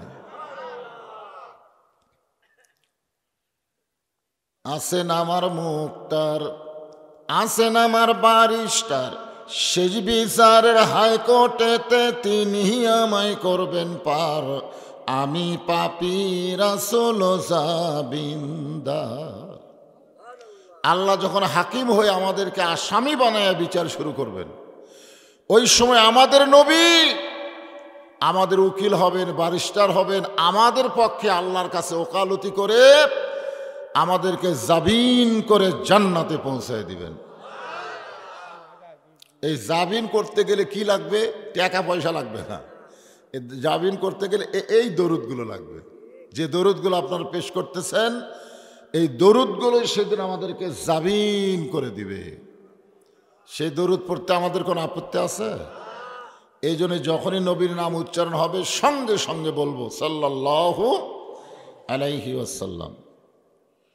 শামসুদ্দিন নুরানি হাফিজ এবং কওমি মাদ্রাসা কমিটি কর্তৃক আয়োজিত আজকের এই তাফসিরুল কোরআন মাহফিলে, ওয়াজ মাহফিলে আল্লাহ তাআলা যেনাকে সম্মানিত সভাপতির আসনে কবুল করেছেন, হাফিজ মাওলানা মুফতি আব্দুর রউফ সাহেব, উনি আছেন। আজকের এই মাহফিলের সম্মানিত প্রধান অতিথি সৈয়দ আব্দুর রউফ মুক্তা সিরাজি সাহেব, উনিও মনে আসেনি। আজকের এই মাহফিলের সম্মানিত বিশেষ অতিথিবৃন্দ, সম্মানিত অতিথিবৃন্দ, সকলকেই অন্তরের অন্তঃস্থল থেকে আমি শুভেচ্ছা জ্ঞাপন করছি। আজকের এই মাহফিলে সম্মানিত ওলামায়ে কেরাম, এই জাতির শ্রেষ্ঠ সন্তান হলো আলেম ওলামা। আপনারা মানেন বা না মানেন, এতে আল্লাহর কিছু আসে যায় না। আল্লাহ কোরআনে ঘোষণা করেছেন, ইন্নামা ইয়াখশাল্লাহ মিন ইবাদিহিল ওলামা। আলেমদের বহু বছর হলো ওলামা। তাহলে আল্লাহর কোরআনে আলেমদের নাম আছে না নাই? আল্লাহ রাসূল বলেছেন, আল ওলামা ওয়ারাসাতুল আম্বিয়া। আলেমগণ হচ্ছে নবীদের ওয়ারিস। যে সমস্ত আলেম ওলামা আপনাদের মাঝে মাঝে বসে আছেন, মঞ্চে আছেন, মাগরিবের নামাজের পর থেকে আমি কল্পনাই করিনি যে এত রাতে আমাকে টেজে দিবে।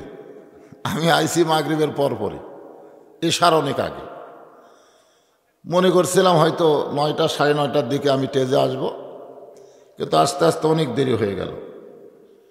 যে সমস্ত আলেম ওলামা এতক্ষণ ধরে আপনাদেরকে আলোচনা করে শোনালেন, আমি আমার অন্তরে অন্তঃস্থল থেকে সবাইকে শুভেচ্ছা জ্ঞাপন করছি। এই মুহূর্তে আমার সামনে যারা বসে আছেন, আপনাদের বসার সাইজ খুবই ভালো, আলহামদুলিল্লাহ। ফাঁকা ফাঁকা নেই, একটা জমে বসে গেছে, ঠিক না? আপনারা বুঝবার পারছেন, শীতের রাত, ফাঁকা ফাঁকা বসে লাভ কি? এক ভাই এক ভাইয়ের দেহের উষুম নেওয়ার জন্যে আমার সামনে জমে জমে যারা বসে আছেন, আমি আমার অন্তরের অন্তঃস্থল থেকে আপনাদের সবাইকে শুভেচ্ছা জ্ঞাপন করছি। সম্মানিতা মা বোনেরা, যারা পর্দার অন্তরালে বসে আলোচনা শুনতেছেন, আমি তাদেরকেও শ্রদ্ধা জ্ঞাপন করে এই মুহূর্তে জানতে চাচ্ছি আপনারা সকলে কেমন আছেন? জি, আমিও আছি অবশ্য, তবে কেমন আছি আলহামদুলিল্লাহ। আসলে এটা আমাদের সৌজন্যবোধ। আমি জিজ্ঞাসা করলাম আপনারা কেমন আছেন? আপনাদেরও উচিত হলো, হুজুর আপনি কেমন আছেন? তবে বর্তমান বাংলাদেশের শ্রোতাদের চাইতে আলেমরা খুব একটা ভালো নাই। কথাটা বুঝলেন না?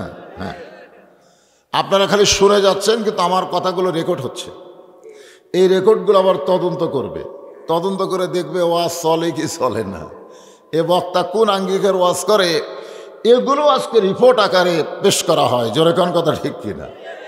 তা আলহামদুলিল্লাহ, যে আল্লাহ শারীরিক সুস্থতা সহকারে মানসিক প্রশান্তি লাভের জন্য আজকের এই জান্নাতের বাগানে কবুল করলেন, আমরা খুশি না বেজার?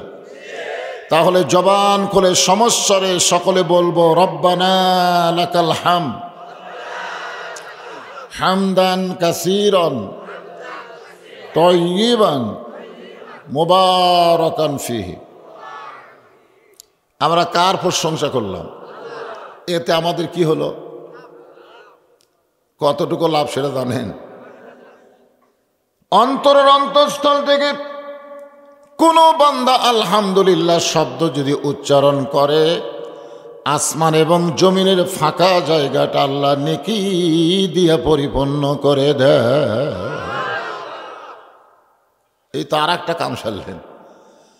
কোনো বান্দা যদি সুবহানাল্লাহ শব্দ উচ্চারণ করে, বান্দা বসে থাকবে দুনিয়ায়, কবে যাবে জান্নাতে, কিন্তু আল্লাহ এই মুহূর্তেই এই সুবহানাল্লাহ বলা বান্দার নামে একটা জান্নাতে গাছ লাগাই দিস। নারায়ণ সালুয়ার মাহফিলে সুবহানাল্লাহ, আর গাছ লাগলো কোথায়?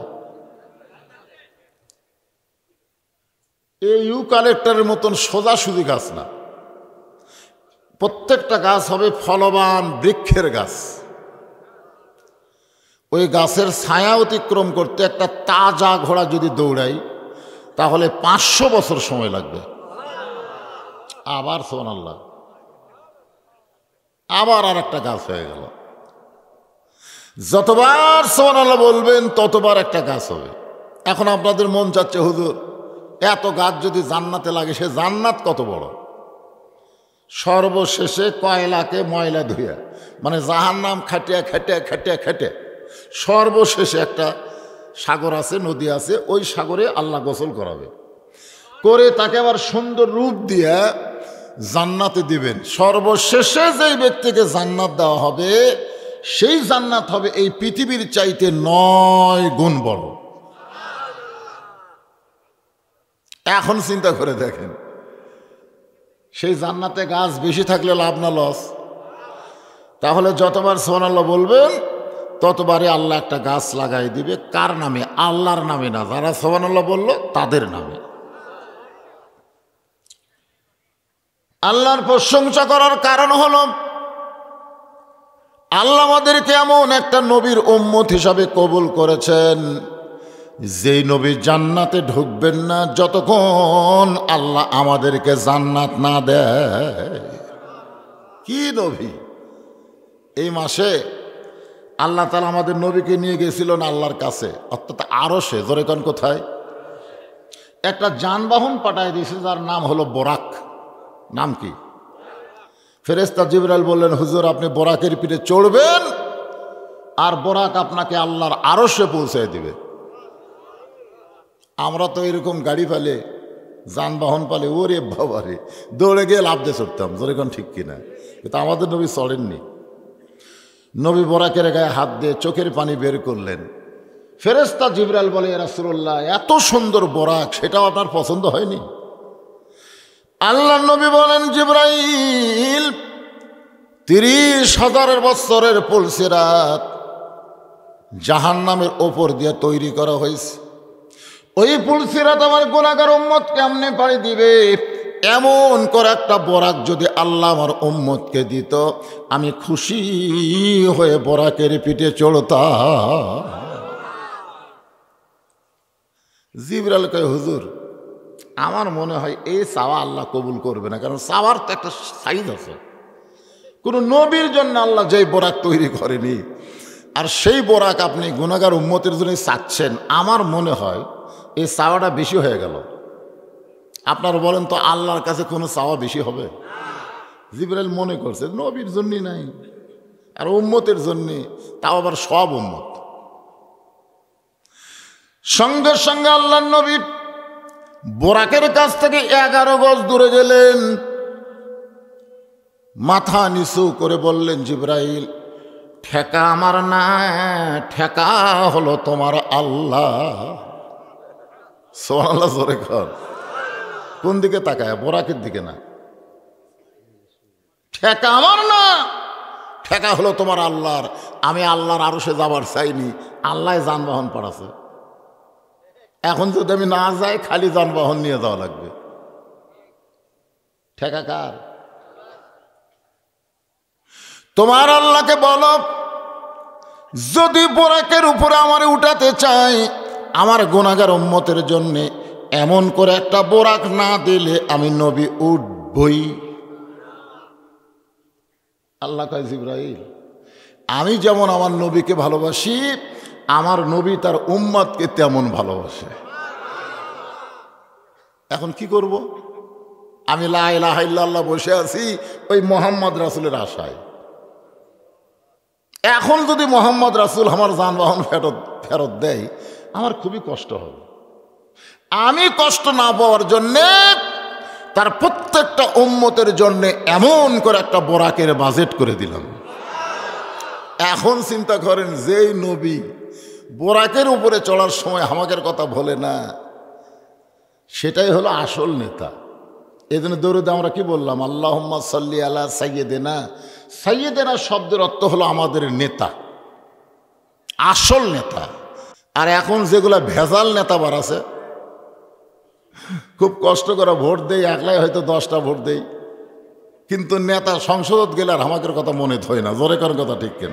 কথা কন না কেন রে ভাই? এইগুলা নেতার পিছনে না ঘুরে, সময় নষ্ট না করে আসল নেতাকে আমাদেরকে গ্রহণ করতে হবে। আল্লাহ কোরআনে বলেছেন, লাকাদ কানা লাকুম ফি রাসূলিল্লাহি উসওয়াতুন হাসানা। যদি তোমরা সফল হতে চাও, তাহলে রাসূলকে তোমাদের নেতা বিশ্বাস করে তার আদর্শকে গ্রহণ করে নাও। এই কথা কার? আল্লাহর। আল্লাহর প্রশংসা কম করব না বেশি করব? এমন একজন নবী আল্লাহ আমাদেরকে দিয়েছেন, যেই নবী জান্নাতে গেলেও আমাদের কথা বলে না। এই লাইলাতুল মেরাজের রাতে আল্লাহ রাসূলকে জান্নাত দিয়েছিলেন। যান হুজুর, আপনি জান্নাত দেখেন। আল্লাহ নবী জান্নাতে গিয়ে সব কিছু নিয়ামত দেখতেছেন।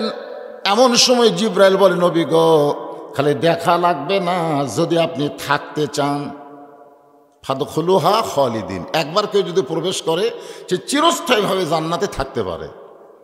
আপনি যদি থাকতে চান, আল্লাহ আপনাকে বের করে দিবে না।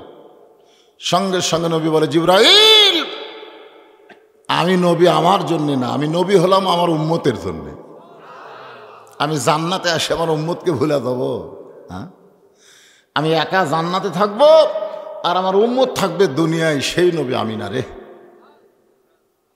তো জিবরাইল বলে, হুজুর আপনি কি জান্নাতে থাকবেন না? রাসূল বলেন, সেই দিনে জান্নাতে থাকার জন্য ঢুকবো যেদিন আমার সমস্ত উম্মতকে আল্লাহ জান্নাত দিয়ে দিবে। এখন চিন্তা করেন, সেই নবী পাওয়াতে খুশি না বেজার? তাহলে আমার সঙ্গে সকলে একটাবার বলবেন, নবী না হয়ে দুনিয়ার, না হয়ে ফেরেশতা আল্লাহর, হয়েছি উম্মত আপনার, তার তরে শুকুর। মিলে দিলেন, তাই না? আপনার বলেন তো, বর্তমান সময়ে হাজারের কোনো খাওয়া আসা?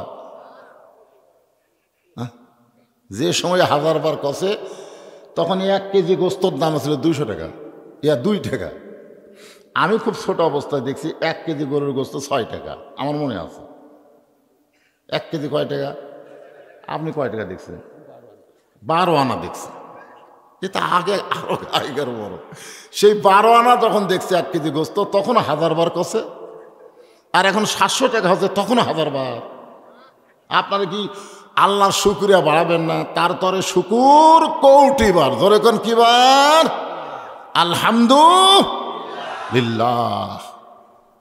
আল্লাহর প্রশংসা করার বহু কারণ, তার মধ্যে একটা কারণ হলো যে কোরআন থেকে আমরা তাফসির শুনবো, এ কোরআনে কোনো ভেজাল, সবাই বলা লাগবে, এ কোরআনে কোনো গোজামিল, এ কোরআনে কোনো ধোঁকা। আপনারা বলেন, প্রাইমারির বইয়ের মধ্যে ভেজাল, ধোঁকা, সন্দেহ সেই প্রাইমারির জন্য বর্তমান সরকার হাজার হাজার কোটি টাকা খরচ করে, আর যেই কোরআনে কোনো ধোকা নাই, সন্দেহ নাই, ভেজাল নাই, সে হাফেজি মাদ্রাসায় 1 টাকাও দেয় না। এখন আপনারা বলেন বর্তমান সরকার কোরআনের সরকার? যারা বলেন কোরআনের সরকার কেন নয়? কারণ কোরআনের সরকার যখন হবে তখন মানুষের আইন চলবে না, আল্লাহর কোরআন দিয়ে দেশ চলবে। ধরে কোন কথা ঠিক কিনা? আর আল্লাহর কোরআন দিয়ে যখন বাংলাদেশ চলবে তখন শরীফ শরীফা হবে, এইরকম শিক্ষা বাংলাদেশের মানচিত্রে থাকবে না। ধরে কোন কথা ঠিক কিনা? আজকে শরীফ শরীফা হওয়ার চাই। হায় হায়, এতদিন আগে জানতাম আমরা পুলিঙ্গ, স্ত্রীলিঙ্গ আর একটা হিজড়া লিঙ্গ, আর এখন শুনতেছি আর একটা বার আছে। মন যদি চায় আপনি মরদ মানুষ মেয়ে হবেন, মন যদি চায় আপনি মেয়ে মানুষ মরদ হবেন। হায় হায় বাংলাদেশ রে! কি এগুলো শিক্ষা নয়, এগুলো শিক্ষার নামে মানুষকে মূর্খ বানানো। জোরে কোন কথা ঠিক কিনা?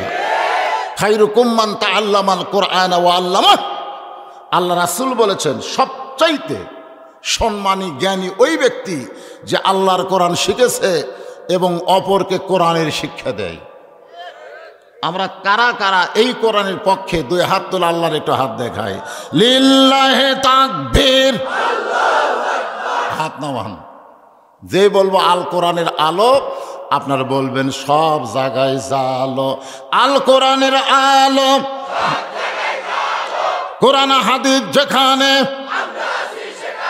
দুনিয়ার মুসলমান লিল্লাহি তাকবীর। শোনেন, আপনার কাছে কেউ বললো যে 1 গিলাস পানি দেন, আপনি গিলাসের দিকে না তাকায় 1 গিলাস পানি নিয়ে আইছেন, পরে পানির দিকে তাকায় দেখে বহু ময়লা। তখন বলছে, কে রে ভাই, তোর কাছে 1 গিলাস পানি চাইলাম, তুই গিলাসটা বলে না পানি চাইছেন, পানি এনে দিছে। এখন পরিষ্কার না অপরিষ্কার সেটা আপনি দেখেন, আপনি বলেন তো ওই পানি খাওয়া যাবে? তাহলে পানি গিলাসে ঢালার আগে গিলাসটা পরিষ্কার আছে কিনা ওইটা দেখে তারপরে পানি ঢালা লাগবে। ওয়াশ করতে গেলে বক্তা আগে দেখা লাগবে কি শ্রোতাদের অবস্থাটা কি। এই জন্য ওয়াশ আগে না, আগে ওয়াশ করা লাগবে। ওয়াশ, ওয়াশ মানে পরিষ্কার করা। ধরে এখন কি করা?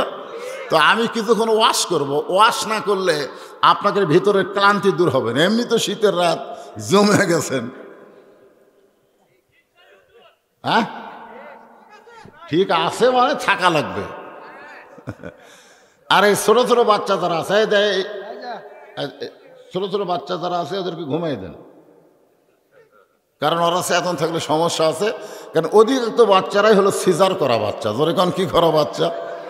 সিজার করা বাচ্চাকে যদি আপনি ভালো রাখতে চান, মোবাইল চালু করে দিয়ে রাখা লাগবে, দুষ্টামি করবে না। তাছাড়া ওদেরকে ভালো রাখা খুবই কঠিন, কারণ দুনিয়াতে আসার 2 দিন আগেই ওদেরকে বার করা হয়েছে। ওরা নর্মালি 2 দিন পরে দুনিয়াতে আসতো, কিন্তু ডাক্তার টাকা খাওয়ার লোভে পড়ে 2 দিন আগে মায়ের পেট কাটছে, পেট কাটা থেকে ঘুম পাড়তেছে। এখন ঘুমন্ত বাচ্চারা কেমনি বার করে? এখন কি করবে? ডাক্তারের নার্সকে বলে ওকে পেট থেকে বার করে একটা ঘুরেন দে।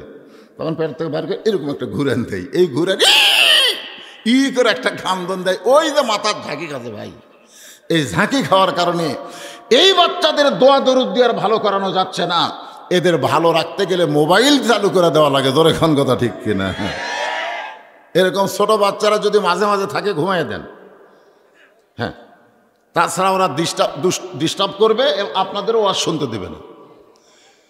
এখন আসেন, আমাকে আসার সময় আমাকে এক বললো, হুজুর এই যে এটা গোরস্থান, তাই না? ওইটা গোরস্থান। আমি কিন্তু গোরস্থানের দিকে তাকায়া আমার 2 জনের কথা খুবই মনে পড়ল। একজন 2018 সালে দুনিয়া থেকে চলে গেছে আমার বাবা, আর একজন 23 সালের 25শে ডিসেম্বর চলে গেছে আমার মা। এখন গোরস্থান দেখলেই সর্বোত্তম আমার বাবা মার কথা মনে হয়। আরে চিন্তা করে দেখলাম কি ওয়াজ করা যায়। তা আমাদের কাহালুতে কোনো মানুষ যখন মরে যায়, মরার খবর শুনে সকলে বলে ইন্না লিল্লাহি ওয়া ইন্না ইলাইহি রাজিউন। আপনাকে রায়গঞ্জের খবর কি? হ্যাঁ,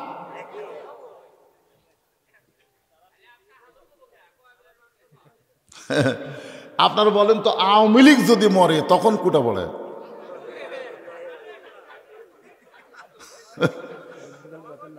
না না, শোনেন, আমি বলতেছি, বিএনপি যখন মরে তখন কোনটা পড়ে? জামাতে ইসলাম যখন মরে, পীর মুরিদি যখন মরে। আমি এটা বুঝাতে চাইছি এই জন্যেই যে আসলে মরার পরে যাই মরুক, সে যদি মুসলমান হয়, সঙ্গে সঙ্গে আমরা বলি ইন্না লিল্লাহি ওয়া ইন্না ইলাইহি রাজিউন। এখন এই আয়াতের একটু বাংলা গান গাই আমি। যুবকেরা তোমরা একটু খেয়াল করে শুনবা, গান কি কয়? কোন বনেরই পাখি তুমি আইলা রে কোন বনে, আবার কোন বনেতে যাইতে হবে পড়ছে নাকি মনে। আপনারা বলেন তো, আমরা কোথায় ছিলাম, কোথায় আসলাম, আবার কোথায় যাব?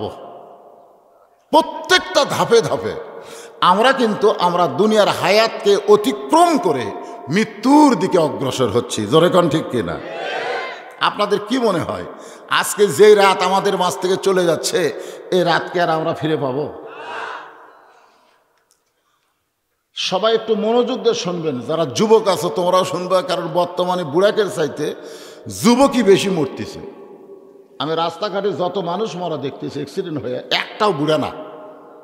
একটা বুড়া কিন্তু রাস্তা পার হওয়ার গেলে 4 বার তাকায়। আমি দেখছি একটা মুরব্বী এপার থেকে ওই পার যাবে, 4 বার তাকায়। আর কানা কোনো সময় একলা রাস্তা পার হয় না, ওই কাউরে কয় ভাই আমাকে একটু পার করে দেবে ভাই। এই জন্য বাংলাদেশে দেখবেন কানারা কিন্তু অ্যাক্সিডেন্ট হয় না, বুড়ারা কিন্তু সহজ অ্যাক্সিডেন্ট হয়ে মরে না। এই জুয়ানগুলা হাই ভাই, এরা কোনো দিকে তাকায় না। তো এই জন্য আমি যুবকদের বলতেছি, বাসান তোমাদেরও হায়াত কমতেছে, আমি বুড়া মানুষ, আমারও হায়াত কমতেছে, কিন্তু কে আগে মরবে এইটা আমরা কেউ জানি না। হয়তো দেখা যাবে দাদার আগে লাতি মরে গেছে। যেরকম ঠিক কিনা? তাহলে আমাদের সকলের সামনে মৃত্যু আছে না নাই? আজকে হ্যাঁ, তাহলে ইনশাল্লাহ এই গোরস্থানে গেলেও আমাদের কোনো সমস্যা নেই। আল্লাহ আমাদের সকলের জন্য কবুল করুক, ফজরের নামাজ জামাত আদায় করার তৌফিক দান করুক। আস্তাগফিরুল্লাহ রাব্বি মিন কুল্লি জামবি ওয়া তুবু ইলাই, আস্তাগফিরুল্লাহ রাব্বি মিন কুল্লি জামবি ওয়া তুবু ইলাই, লা হাওলা ওয়ালা কুওয়াতা ইল্লা বিল্লাহিল আলিয়্যিল আযীম। আল্লাহুম্মা আমিন। আল্লাহুম্মা আনতাস সালাম ওয়া মিনকাস সালাম, তাবারাকতা ইয়া যাল জালালি ওয়াল ইকরাম। আল্লাহ শামসুদ্দিন নুরানি হাফিজি মাদ্রাসা, শামসুদ্দিন সাহেব আর দুনিয়াতে নাই, কিন্তু তার নামের মাদ্রাসা কিয়ামত পর্যন্ত থাকবে। এই মাদ্রাসার মহব্বতে আজকে যারা জান্নাতের বাগান লাগাইছে, আরামের বাড়ি ঘুমকে বাদ দিয়া কঠিন শীতের ভিতরে যারা খেরের উপর বসে বসে রাত 12:30 পর্যন্ত আল্লাহ আলোচনা শোনার শেষে আমি গুনাহগার অসুস্থ মুসাফিরের সঙ্গে রহমতের দরজায় ফকির হয়ে দোকানা হাত তুলেছে। মেহেরবানি করে আজকের মাহফিল আমাদের সকলের হেদায়েতের জন্যে, নাজাতের জন্যে, জান্নাতের জন্যে কবুল করো। এই মাহফিলের শুরু থেকে শেষ পর্যন্ত যত আলোচনা হয়েছে আল্লাহ, এর মধ্যে যদি ত্রুটি হয়, ভুল হয়, তুমি মাফ করে দিও। এর জাহাদিয়া মঞ্জুর করো। সোনার মদিনায়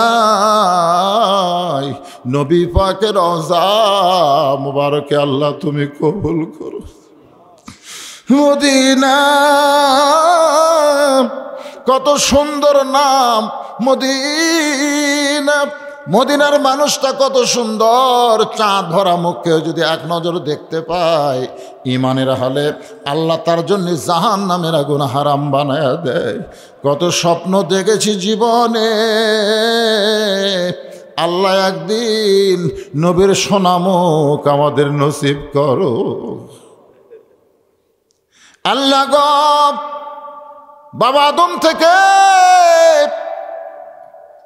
আজ পর্যন্ত যত মুমিন মুমিনাত অন্ধকার কবরে, খাস করে এই নারায়ণ সলোয়ার গোরস্থানে যত মুর্দা শুয়ে আছে, আল্লাহ সকলের কবরকে জান্নাতের টুকরা বানিয়ে দাও। আল্লাহ তাআলা আমরা যারা হাত তুলেছি, আমাদের জনম দুঃখনী মা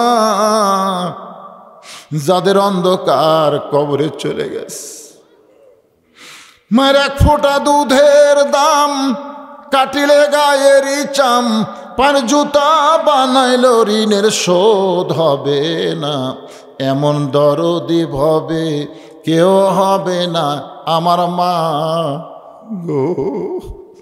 এই দরদের মা যাদের কবরে গেছে, আল্লাহ মায়ের কবরকে জান্নাতের টুকরা বানায় দাও। আমার মা বারান্দায় বসে, আমার নাতি একদিন আমাকে বুড়া কইছে, আমি তাকায় দেখি মার চোখ দিয়ে দর দর করে পানি পড়তেছে। এই মাকে বললাম, মা তোমার চোখের মধ্যে পানি।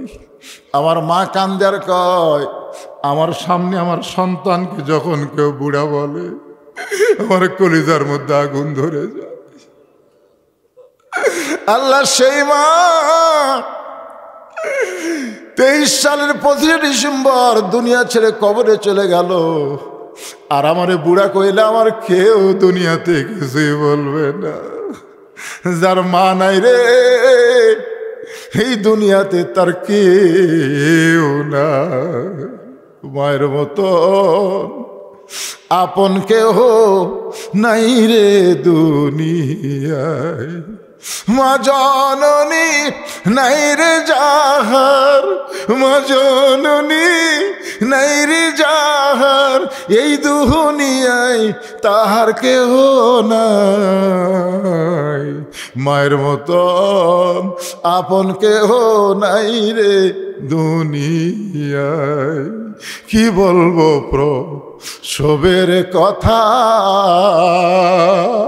মাবির সেই ব্যথা কেউ তো বুঝবে না। মাজন ঠেকিয়া সন্তানের দায় অকালে মা মারা যায়, মাজন ঠেকিয়া সন্তানের দায় অকালে মা মারা যায়।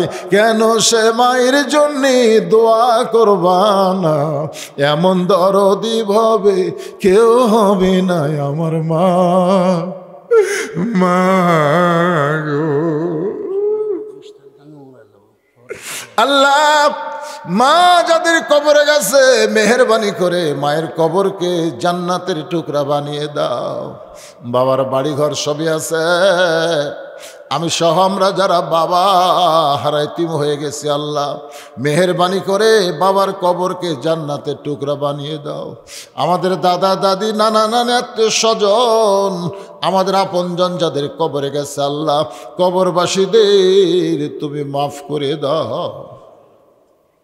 আল্লাহ আমি যখন মায়ের কথা বলতেছিলাম, আমার ডান পাশে আমার ভাইজান আমাকে বলতেছে সম্ভবত 20 তারিখে ফেব্রুয়ারি 20 তারিখে আমি ওমরাতে যাওয়ার নিয়ত করেছি। আমরা দোয়া করে আল্লাহ তার ওমরাকে কবুল করে নাও, জোরে কোন আমি। এরকম ভালো যারা নিয়ত করেছেন আল্লাহ সমস্ত ভালো নিয়তগুলোকে আল্লাহ আপনি কবুল করে নিন। আল্লাহ আজকের এই মাহফিল করতে গিয়ে আপনার বান্দারা কত টেনশন করেছে, কত চিন্তা করেছে, তীব্র শীতের মধ্যে মাহফিল হবে কি হবে না, নানা রকম চিন্তায় ছিল তার। আল্লাহ এই কষ্ট করে মেহনত করে টাকা পয়সা খরচ করে মাদ্রাসার উন্নয়ন কল্পে যারা জান্নাতের বাগান লাগাইছে, আল্লাহ তাদের সকলকেই জান্নাতি কবুল করে নাও। আল্লাহ মাদ্রাসা কমিটির সভাপতি, সহসভাপতি, সেক্রেটারি, ক্যাশিয়ার, মাদ্রাসার ম্যানেজিং কমিটির সদস্য যারা রয়েছে, দাতা সদস্য, আল্লাহ সকলকেই কবুল করো। হাজার হাজার টাকা দান করেছে, আবার 10টা টাকা হলো ব্যাগের মধ্যে রুমালের মধ্যে যারা দান করেছে, আল্লাহ সব দানগুলোকে জান্নাতের বিনিময়ে কবুল করে নাও। আল্লাহ 2টা বাচ্চার মাথায় পাগড়ি পরানো হলো, 2টা হাফিজ সাহেব এখান থেকে আজকে বের হলো, হক্কানে হাফেজ আলিম কবুল করো। মাদ্রাসার মোহতামি, মাদ্রাসার ওস্তাদ, মাদ্রাসার তালবে ইলম সকলকেই তুমি কবুল করে নাও। আল্লাহ আল্লাহ এই মিডিয়াকে তুমি ইসলামের মিডিয়া হিসেবে কবুল করে নাও। কত দূর থেকে ছেলেরা আসে, খাবার পায় না, থাকার জায়গা হয় না, অনেকে অনেকভাবে গাল দেয়, তারপরেও তারা কষ্ট করে এই যে কোরআনের মাহফিলগুলো ধারণ করে। আল্লাহ তাদেরকে তুমি অন্তরে কোরআন ধারণ করে জান্নাত হিসেবে কবুল করে নাও। আল্লাহ মিডিয়ার মধ্যে বরকত দিয়ে দিও। আল্লাহ দুনিয়া থেকে সমস্ত খারাপ মিডিয়াকে উচ্ছেদ করে কোরআনের মিডিয়া হিসেবে এদেরকে কবুল করে নাও। আল্লাহ আয় আল্লাহ তাআলা ফিলিস্তিনের মুসলমানকে তুমি হেফাজত করো, যারা জীবন দিল শহীদ হিসাবে কবুল করো, যারা আহত অবস্থায় হাসপাতালে আল্লাহ সুস্থ করে দাও। আল্লাহ তাআলা গোটা পৃথিবীর মানচিত্র থেকে ইহুদিদেরকে আল্লাহ তুমি ধ্বংস করে দাও। আল্লাহ কি বলবো তোমার কাছে, কত মানুষের, এই দুইটা হাতের দিকে তাকায় দেখেন কত মানুষের কবরে আমরা মাটি দিয়েছি। এই দুই হাত দিয়ে আমি কত লাশ কবরে নামাইছি, আমার বাবার লাশ, মায়ের লাশ। একদিন আমরা মরে যাব, আমরা সবাই মরে যাব। আমার মা বোনেরা যারা পর্দায় আছে আল্লাহ ওরাও মরবে, আমরাও মরব। এই দুনিয়া থেকে বিদায় নেওয়ার আগে আমরা যত পাপ করেছি মাপ নিয়ে পবিত্র জুমার দিনে রমজান মাসে ইমানের সাথে ইজ্জতের সাথে দুনিয়া থেকে বিদায় নেওয়ার কালে আমাদের সকলের জবানে তুমি জারি করে দিও লা ইলাহা ইল্লাল্লাহু মুহাম্মাদুর রাসূলুল্লাহ সাল্লাল্লাহু আলাইহি সাল্লাম।